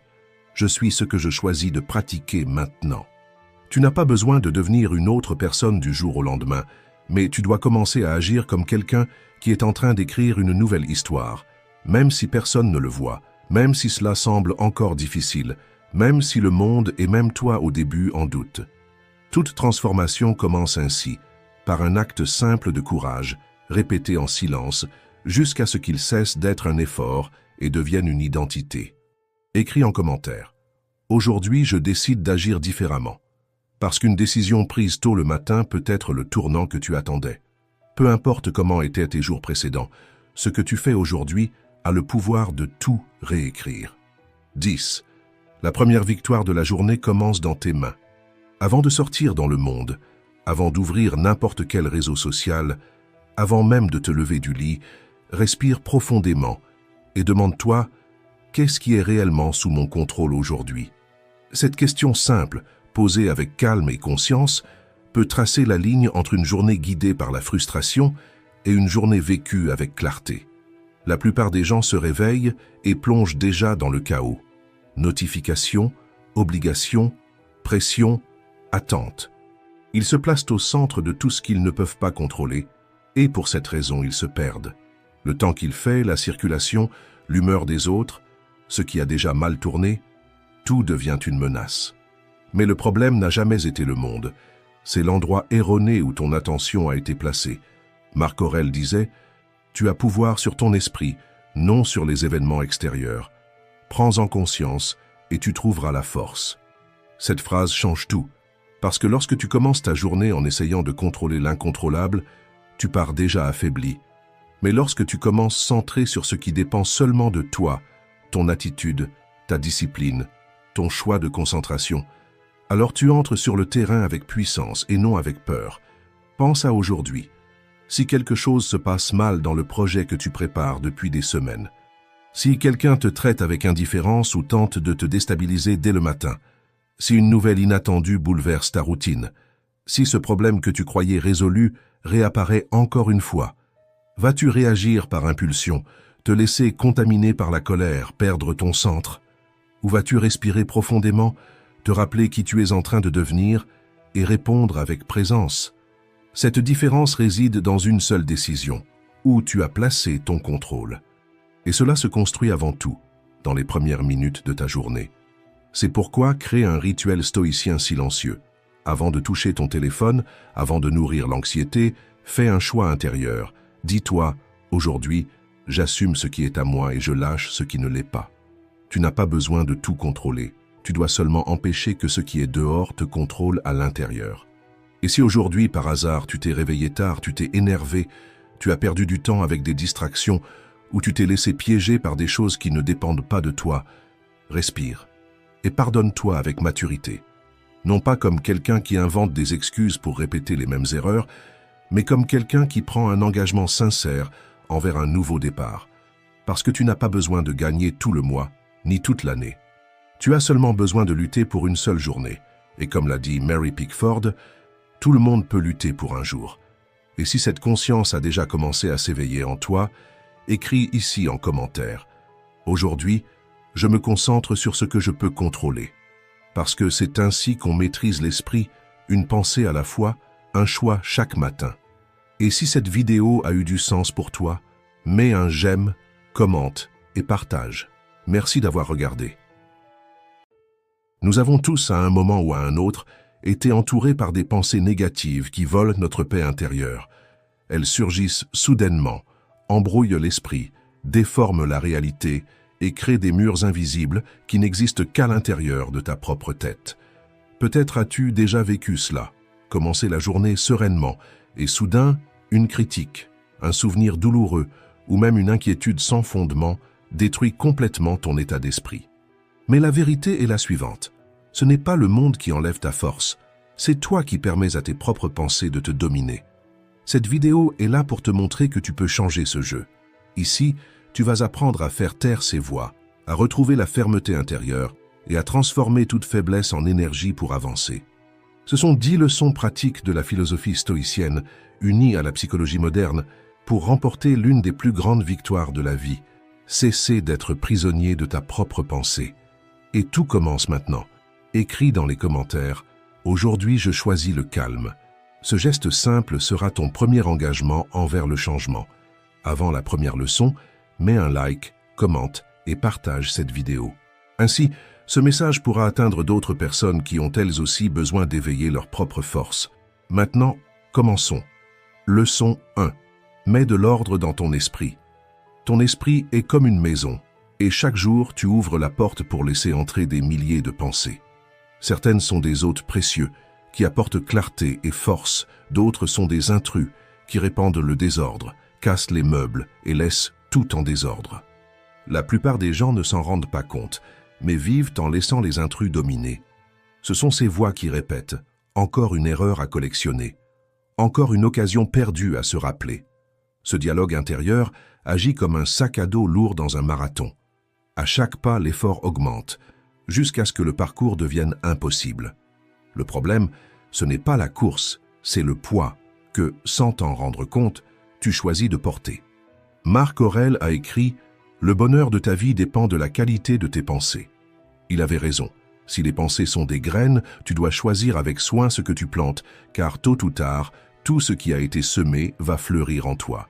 Carl Jung avertissait aussi « Tant que tu ne rends pas l'inconscient conscient, il dirigera ta vie, et tu l'appelleras destin ». Cela signifie que, lorsque tu n'observes pas ce qui se répète dans ton esprit, tu commences à croire que la vie n'est que malchance, destin ou injustice, alors qu'en réalité, bien souvent, c'est l'écho de tes propres pensées non questionnées. Chaque critique que tu répètes contre toi-même devient une brique dans cet inconscient. Avec le temps, Ces briques construisent des murs invisibles qui limitent tes choix, te font hésiter, refuser des opportunités et croire que tu n'es pas capable. Tu penses décider librement, mais en vérité tu suis un scénario caché, écrit par tes propres autocritiques. C'est ainsi que les schémas négatifs grandissent, comme des monstres invisibles qui finissent par façonner tes décisions et déformer la façon dont tu te perçois. Ils volent ta clarté, te convainquent que tu ne mérites pas et transforment les erreurs en chaînes qui te maintiennent prisonnier. Les stoïciens avaient un antidote puissant. Au lieu de s'enliser dans l'autocritique, ils transformèrent les erreurs en apprentissage. Sénèque disait « L'erreur est humaine, mais persévérer dans l'erreur est diabolique. » Il ne s'agit pas de nier les fautes, mais de les corriger, d'en grandir et d'avancer. Continuer à se punir, c'est comme ramer à contre-courant sans voir que la barque est percée. Quand tu ajustes ton dialogue intérieur, c'est comme réparer la barque. Elle commence à naviguer dans la bonne direction, et le courant qui auparavant t'engloutissait se met à te pousser vers l'avant. Voici une pratique stoïcienne simple. Chaque fois que tu fais face à une erreur ou à un défi, écris les phrases que tu utilises contre toi-même. Lis-les à voix haute et demande-toi « Dirais-je cela à quelqu'un que j'aime ?» Si la réponse est non, reformule. Remplace « Je ne fais jamais rien de bien » par « J'apprends » et cela prend du temps.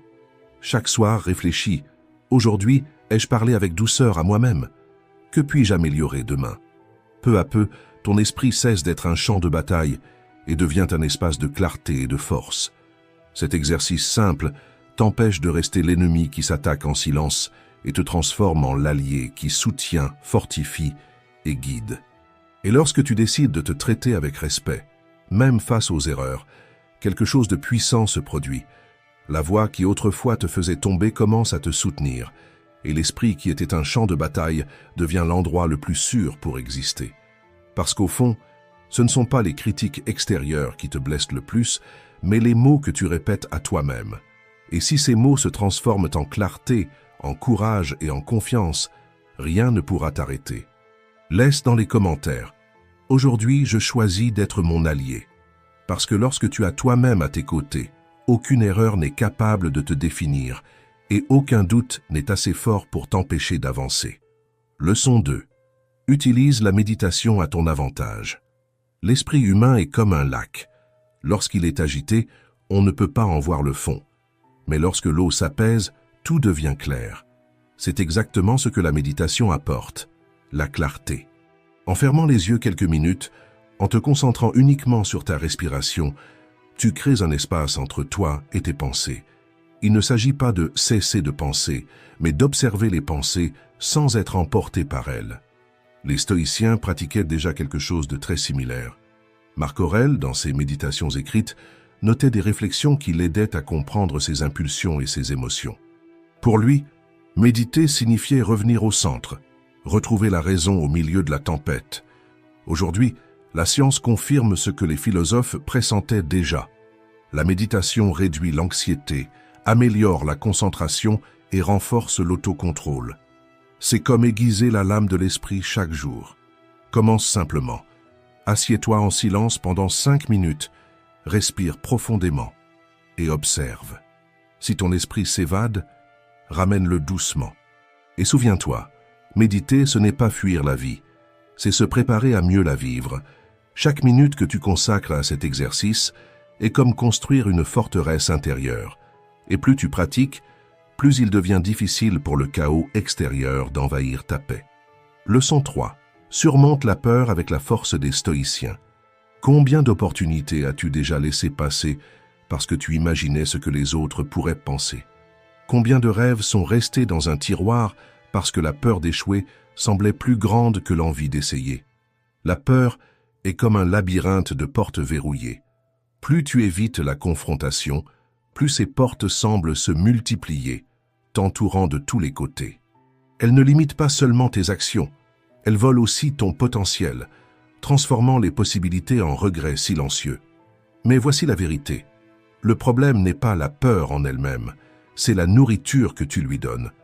Plus tu crées de scénarios désastreux dans ton esprit, plus la peur grandit comme une ombre qui paraît immense, jusqu'à ce que tu réalises que ce n'était qu'un simple reflet sans substance. Ce que tu nourris prospère, et ce que tu affrontes diminue. Marc Aurèle a écrit « Si quelque chose d'externe te cause de l'anxiété, ce n'est pas cela qui te trouble, mais le jugement que tu portes sur cela. Et tu peux changer ce jugement immédiatement. » Voilà la clé. Changer le jugement, c'est changer la taille de la peur. Pense à la peur comme à une pièce sombre. De loin, tout semble menaçant. Des formes étranges, des silhouettes inquiétantes. Mais lorsque tu allumes la lumière, tu réalises qu'il n'y avait pas de monstre, seulement de la poussière accumulée. Cela fonctionne ainsi. Au lieu de fuir la peur, tu la places devant toi, comme si tu allumais la lumière dans une pièce sombre. Ferme les yeux et imagine avec précision le pire qui pourrait arriver dans la situation qui te paralyse. S'il s'agit d'une présentation, visualise le moment où tu oublies tes mots. S'il s'agit d'une décision difficile, imagine l'erreur qui survient. Et demande-toi, si cela se produit vraiment, qu'est-ce qui pourrait réellement mal tourner?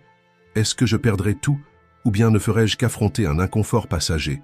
Et si ça se passe mal, comment puis-je y faire face? La plupart du temps, tu vas te rendre compte que ce que tu appelais monstre n'était qu'une ombre. Ce n'était pas un abîme infranchissable, mais un obstacle plus petit qu'il n'y paraissait. Cette clarté réduit l'intensité de la peur, car tu cesses de lutter contre l'inconnu et tu commences à voir ce qui est réel. Confucius disait « Il vaut mieux allumer une petite bougie que de maudire l'obscurité ». Et Susan Jeffers, auteure de « Trembler mais oser quand même », a montré que faire un petit pas réduit déjà de façon drastique l'intensité de la peur. C'est comme regarder une rivière qui paraît profonde, mais en mettant le pied dans l'eau, découvrir qu'elle est bien plus basse qu'on ne le croyait. Alors, que faire concrètement? D'abord, donne un nom à ta peur. Ne dis pas seulement « j'ai peur d'échouer ». Demande-toi « échouer à quoi? Qu'est-ce qui m'effraie exactement ?» Ensuite, utilise la technique du pire scénario. Si ça tourne mal, quelle est la conséquence réelle? Et comment puis-je y faire face? Et, enfin, agis même avec la peur. N'attends pas une confiance totale. Fais un petit pas, mais avance. À chaque mouvement, la peur diminue et tu deviens plus fort. La peur n'a pas besoin d'être une ennemie, elle peut être une boussole, pointant vers les endroits où tu peux le plus grandir. Très souvent, ce qui t'effraie le plus est exactement ce qui te transforme le plus. Alors, la prochaine fois que la peur surgit, demande-toi, cette peur est-elle un véritable avertissement de danger ou simplement un signe que je suis sur le point de grandir? Quand tu fais face à tes peurs, tu découvres que ce qui semblait être un monstre n'était qu'une ombre, et la vie s'ouvre avec beaucoup plus de clarté et de courage. Leçon 4. Élimine les idées qui bloquent ta croissance. Que fais-tu lorsqu'une ampoule grille? Tu n'insistes pas à essayer de l'allumer, en espérant qu'elle fonctionne de nouveau soudainement. Tu la remplaces simplement par une nouvelle. Maintenant réfléchis. Combien de fois fais-tu le contraire avec tes propres pensées? Tu gardes des idées qui ont déjà grillé, qui n'éclairent plus rien, mais tu insistes dessus comme si un jour elles allaient illuminer ton chemin.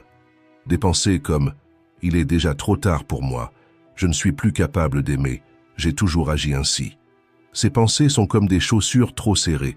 Chaque pas que tu fais avec elles ne fait qu'accentuer la douleur, jusqu'à ce que marcher devienne insupportable. Tu enlèverais la chaussure, n'est-ce pas? Alors pourquoi ne pas appliquer la même logique à ton esprit en remplaçant ce qui limite par quelque chose qui libère? Cléante d'Assos disait « Tout comme l'eau façonne la pierre, les pensées façonnent notre esprit ». Et il avait raison. Les pensées répétées ont le pouvoir de sculpter notre perception du monde. Le problème, c'est que lorsque nous laissons les pensées négatives se répéter, elles creusent des marques profondes, transformant des situations passagères en murs qui paraissent infranchissables. Mais souviens-toi, une pensée n'est pas une sentence éternelle. Elle peut être remplacée. Remplacer « il est déjà trop tard pour moi » par « je vais essayer », ce n'est pas seulement de l'optimisme vide, c'est de la neuroscience. Andrew Huberman explique que chaque fois que tu choisis consciemment une nouvelle pensée, ton cerveau crée des connexions différentes, et plus tu les renforces, plus elles deviennent solides. Pense à cela comme à traverser un champ de boue. Au début, sortir du chemin tracé demande des efforts, les pieds s'enfoncent, le corps résiste. Mais plus tu choisis de marcher dans une autre direction, plus ce nouveau sentier devient ferme, jusqu'à ce que l'ancien disparaisse de lui-même. Les pensées sont comme des outils. Si tu essaies de planter un clou avec un tournevis, cela ne fonctionnera jamais même si tu insistes, mais en le remplaçant par l'outil adéquat, le travail devient fluide. De la même manière, insister sur des pensées rouillées ne fait que retarder ta vie. Le progrès commence lorsque tu remplaces ce qui ne sert plus par des idées qui ouvrent de nouvelles possibilités. Cela demande de la pratique, mais chaque substitution est une brique posée sur un chemin plus solide. Et petit à petit, ton esprit cesse d'être un entrepôt d'idées lourdes et devient un atelier de clarté et de force. Voici l'exercice stoïcien. Aujourd'hui, choisis seulement une pensée qui a l'habitude de te limiter. Écris-la, confronte-la et remplace-la par une autre qui t'emmène plus loin. Répète cet échange pendant une semaine. Comme quelqu'un qui remplace une ampoule grillée, tu verras comment une nouvelle lumière commence à illuminer tout l'espace de ta vie. Et le premier défi est de le déclarer dans les commentaires. Écris « Aujourd'hui, je remplace le doute par la force ». Parce que lorsque tu décides de remplacer l'obscurité par une nouvelle lumière, même la plus petite pensée peut devenir l'étincelle qui transforme ton chemin. Leçon 5. Transformer la négativité en clarté. Les pensées négatives sont comme des fissures dans un mur. Plus vous essayez de les ignorer, plus elles s'étendent jusqu'à compromettre toute la structure. Vous pouvez bien les recouvrir de peinture, mais tôt ou tard, elles reviennent encore plus grandes. Et c'est exactement ce qui se passe dans votre esprit. Ce n'est pas le ton de voix de votre patron, la réponse sèche d'un ami ou la file d'attente au supermarché qui vous bouleverse réellement, mais la façon dont vous interprétez ces épisodes. Le poids que vous accordez à chaque détail devient la fissure qui, peu à peu, affaiblit votre confiance. Les stoïciens ont enseigné un chemin différent. Au lieu de fuir les pensées, mettez-les en question. Sénèque disait que chaque idée devait être mise à l'épreuve. Marc Aurèle, dans ses méditations, se posait toujours la même question. Est-ce que cela dépend de moi? Si ce n'était pas le cas, il refusait simplement d'y dépenser de l'énergie. Et vous pouvez faire de même. Quand quelque chose vous blesse, arrêtez-vous et demandez-vous « Pourquoi cela m'affecte-t-il autant? Cette pensée est-elle réelle ou n'est-elle qu'un reflet de la peur ?» Bien souvent, vous vous rendrez compte que ce n'est pas un véritable problème, mais seulement une réaction automatique. Même la science le confirme. Martin Seligman, créateur de la psychologie positive, a montré que réinterpréter les situations change la manière dont elles impactent votre esprit. Autrement dit, ce n'est pas le problème qui vous détruit, c'est la lentille avec laquelle vous le regardez. Par exemple, au lieu de penser « j'ai échoué, je suis un raté », dites « j'ai échoué mais je peux en tirer une leçon ». Ce changement n'efface pas les problèmes, n'améliore pas le niveau de vos défis, mais redéfinit la manière dont vous y réagissez et cela change tout. Faites l'essai. Écrivez vos pensées négatives sur une feuille de papier comme s'il s'agissait de fissures. Pour chacune, demandez-vous « est-ce réel? Est-ce que cela dépend de moi? Quelle est la probabilité que cela arrive vraiment ?» Ensuite, remplacez chaque pensée par une version plus réaliste. Par exemple, « je n'y arriverai jamais » peut devenir « je vais avancer pas à pas et continuer à apprendre ». Mais il ne suffit pas seulement d'identifier. Comme dans une rénovation, trouver la fissure ne résout rien. Il faut agir. Demandez-vous, quel est le plus petit pas que je peux faire maintenant pour changer cela? Parce que chaque action, même minime, est comme renforcer les fondations de votre esprit. Et plus vous pratiquez, plus vous vous rendez compte. Ce ne sont pas les pensées qui contrôlent votre vie. C'est vous qui choisissez lesquelles méritent une place.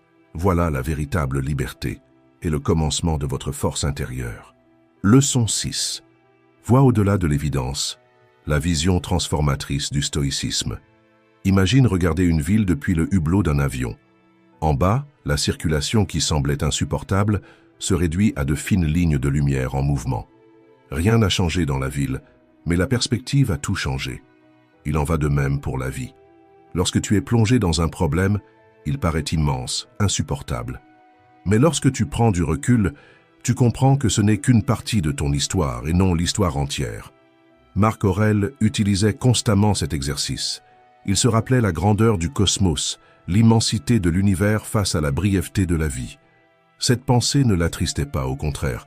Elle le libérait de l'obsession pour des détails insignifiants. Combien de fois un détail simple n'a-t-il pas déjà pris possession de toute ta journée? Une critique sévère reçue au travail que tu as ruminé pendant des heures. Un message qui n'est jamais arrivé et qui t'a laissé imaginer 1000 choses. Ou bien quelqu'un qui n'a pas répondu à tes attentes. Et soudain, toute ton énergie a été aspirée par cela.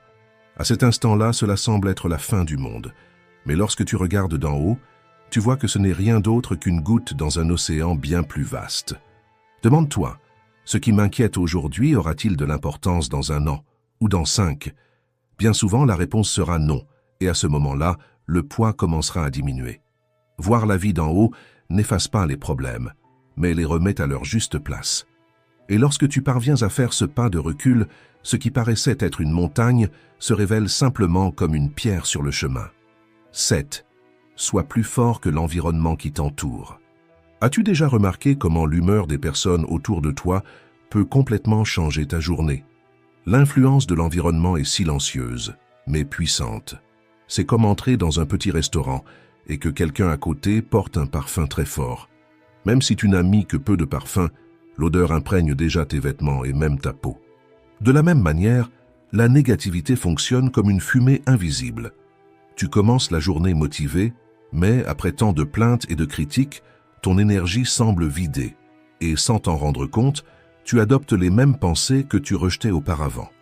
La neuroscience explique cela avec les neurones miroirs, de véritables antennes émotionnelles du cerveau. Ils nous relient aux émotions des personnes qui nous entourent. C'est pourquoi vivre avec quelqu'un constamment négatif peut te façonner, sans que tu t'en aperçoives, comme si tu étais entraîné par la même fréquence. Mais il existe une sortie, pense à une chambre pleine de fumée. Tu peux ouvrir les fenêtres, mettre en marche un ventilateur ou simplement en sortir. Avec l'esprit, c'est la même chose. Tu peux choisir ce que tu laisses entrer et ce que tu gardes dehors. Sénèque conseillait « Entoure-toi de personnes qui peuvent t'élever et en même temps cherche à élever les autres. » Cela ne signifie pas vivre dans l'isolement, mais savoir filtrer ce qui mérite ton attention et ton énergie. Si tu laisses tout entrer sans filtre, c'est comme habiter une maison sans porte pendant une tempête. Tu ne contrôles pas la pluie, mais tu peux protéger l'intérieur de ta demeure. Daniel Goleman, dans L'intelligence émotionnelle, explique que les émotions négatives sont hautement contagieuses. Mais lorsque tu développes la conscience émotionnelle, tu apprends à séparer ce qui est à toi de ce qui est influence extérieure. C'est comme installer une porte vitrée. Tu vois ce qui est dehors, mais tu décides de ce qui peut entrer. Protéger ton esprit exige de la pratique. Si chaque jour les nouvelles chargées, les réseaux sociaux ou les conversations toxiques aspirent ton énergie, essaie de fermer ces fenêtres ouvertes. Cela peut signifier mettre en sourdine certains profils qui ne diffusent que du pessimisme, quitter des groupes où la conversation ne dépasse jamais les plaintes, éteindre la télévision lorsque tout ce qui passe n'est que tragédie, refuser ce café où l'on critique toujours la vie des autres, ou simplement laisser ton téléphone de côté pendant quelques heures. De petits choix comme ceux-ci empêchent la négativité d'entrer sans invitation et redonnent à ton esprit l'air pur dont il a besoin pour respirer. Lorsque tu fermes ces fenêtres, tu gagnes quelque chose d'encore plus précieux, du temps et de la vie. Et ce temps n'est pas destiné à être rempli par davantage de distractions, mais par ce qui renouvelle ta vitalité. Marcher en plein air, être avec des personnes qui t'inspirent, ou investir dans un loisir qui nourrit ton esprit. Chaque choix de ce type est comme poser une pierre solide dans les fondations de ta forteresse intérieure. Les stoïciens appelaient cela la citadelle intérieure, un espace de stabilité en toi, qu'aucune tempête extérieure ne peut renverser. Ce n'est pas un mur d'isolement, mais un refuge de conscience et de clarté. Tu construis cette citadelle lorsque tu apprends à méditer, réfléchir, lire, ou simplement à te taire quelques minutes chaque jour. C'est dans ce silence que l'esprit retrouve sa force et devient inébranlable. Souviens-toi, tu ne contrôles pas la tempête dehors, mais tu contrôles la manière dont elle entre dans ta maison. Quand quelqu'un essaie de t'entraîner vers le pessimisme, sois le gardien de ton énergie, ferme la porte à ce qui contamine, renforce les murailles de ce qui te soutient.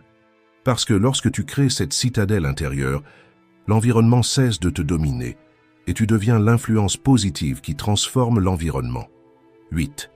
Résous la cause, pas le symptôme. Pense à un tiroir de ta maison. Au début, il ne contient que quelques objets inutiles. Un stylo sans encre, une feuille froissée, une clé dont tu ne te souviens même plus l'usage. Cela paraît inoffensif, alors tu laisses comme ça. Mais avec le temps, le tiroir se remplit de choses inutiles jusqu'à ce que Lorsque tu as besoin de trouver quelque chose d'important, il n'y ait plus ni place ni clarté. L'esprit fonctionne de la même manière. De petites pensées négatives, des habitudes nocives ou des relations qui épuisent ton énergie commencent discrètement, presque invisiblement. Mais si tu ne les affrontes pas, elles s'accumulent jusqu'à étouffer ce qui compte vraiment. Sénèque disait « L'homme sage est satisfait de son âme », et c'est pourquoi il n'a pas besoin de l'approbation des autres. Quand tu tolères ce qui te fait du mal, une dépendance, une pensée destructrice, une relation qui dépasse tes limites, tu sacrifies ta paix en échange de quelque chose qui ne devrait jamais avoir plus de valeur que toi-même. Couper le mal à la racine exige du courage et de l'honnêteté. C'est regarder à l'intérieur de soi et se demander « Cela a-t-il encore un sens dans ma vie? Cette habitude, cette relation, cette pensée me renforce-t-elle ou m'affaiblit-elle » Presque toujours, des excuses apparaissent. « Ce n'est pas si grave » ou « Je réglerai ça plus tard ». Mais pendant que tu repousses, le problème grandit. Pense à un arbre pour qu'il fleurisse, il doit être taillé.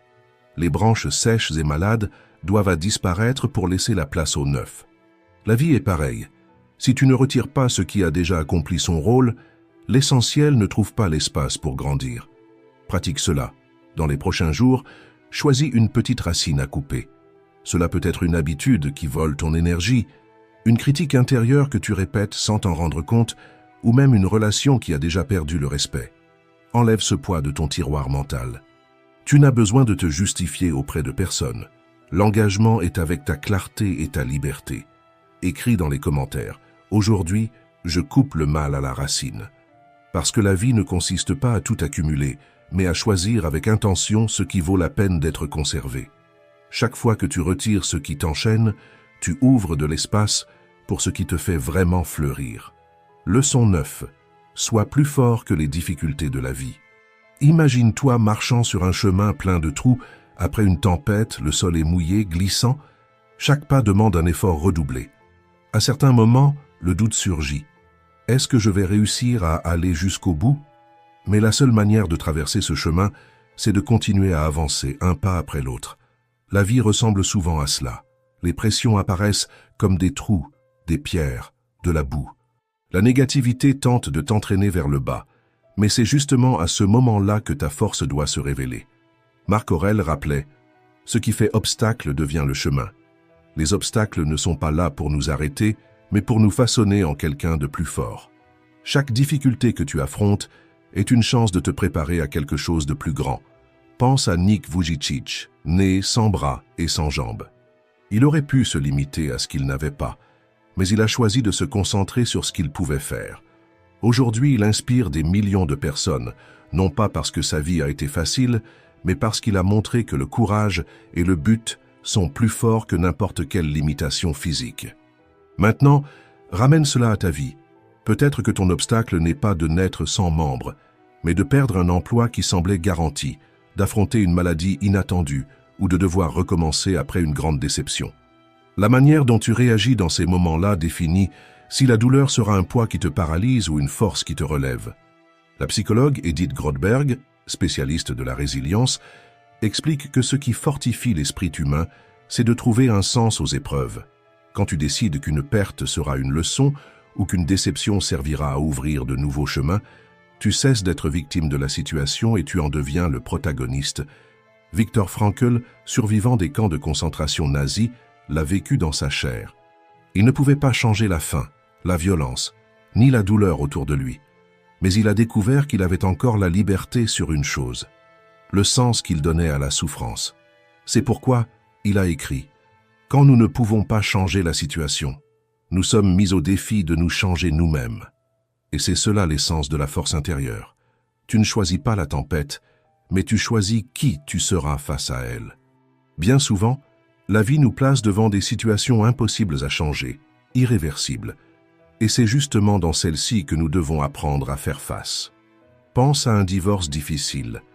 Les parents portent des douleurs, des rancunes et des frustrations, mais ils doivent malgré tout trouver la maturité pour mettre les sentiments des enfants au-dessus de leurs propres blessures. Ce n'est pas simple, mais c'est un choix de force, prendre soin, participer et protéger le cœur de ses enfants. afin qu'ils puissent grandir sans porter un fardeau qui ne leur appartient pas. C'est cela, l'essence de la résilience. Quand tu ne peux pas changer la situation, tu peux encore changer la manière dont tu y réagis. Ce n'est pas porter le monde sur tes épaules, mais avancer d'un pas de plus, même petit. Dans un divorce, par exemple, ce pas peut être choisir de parler calmement au lieu de se disputer, participer à un moment important de la vie des enfants malgré ton cœur blessé, ou simplement décider d'être présent malgré la douleur.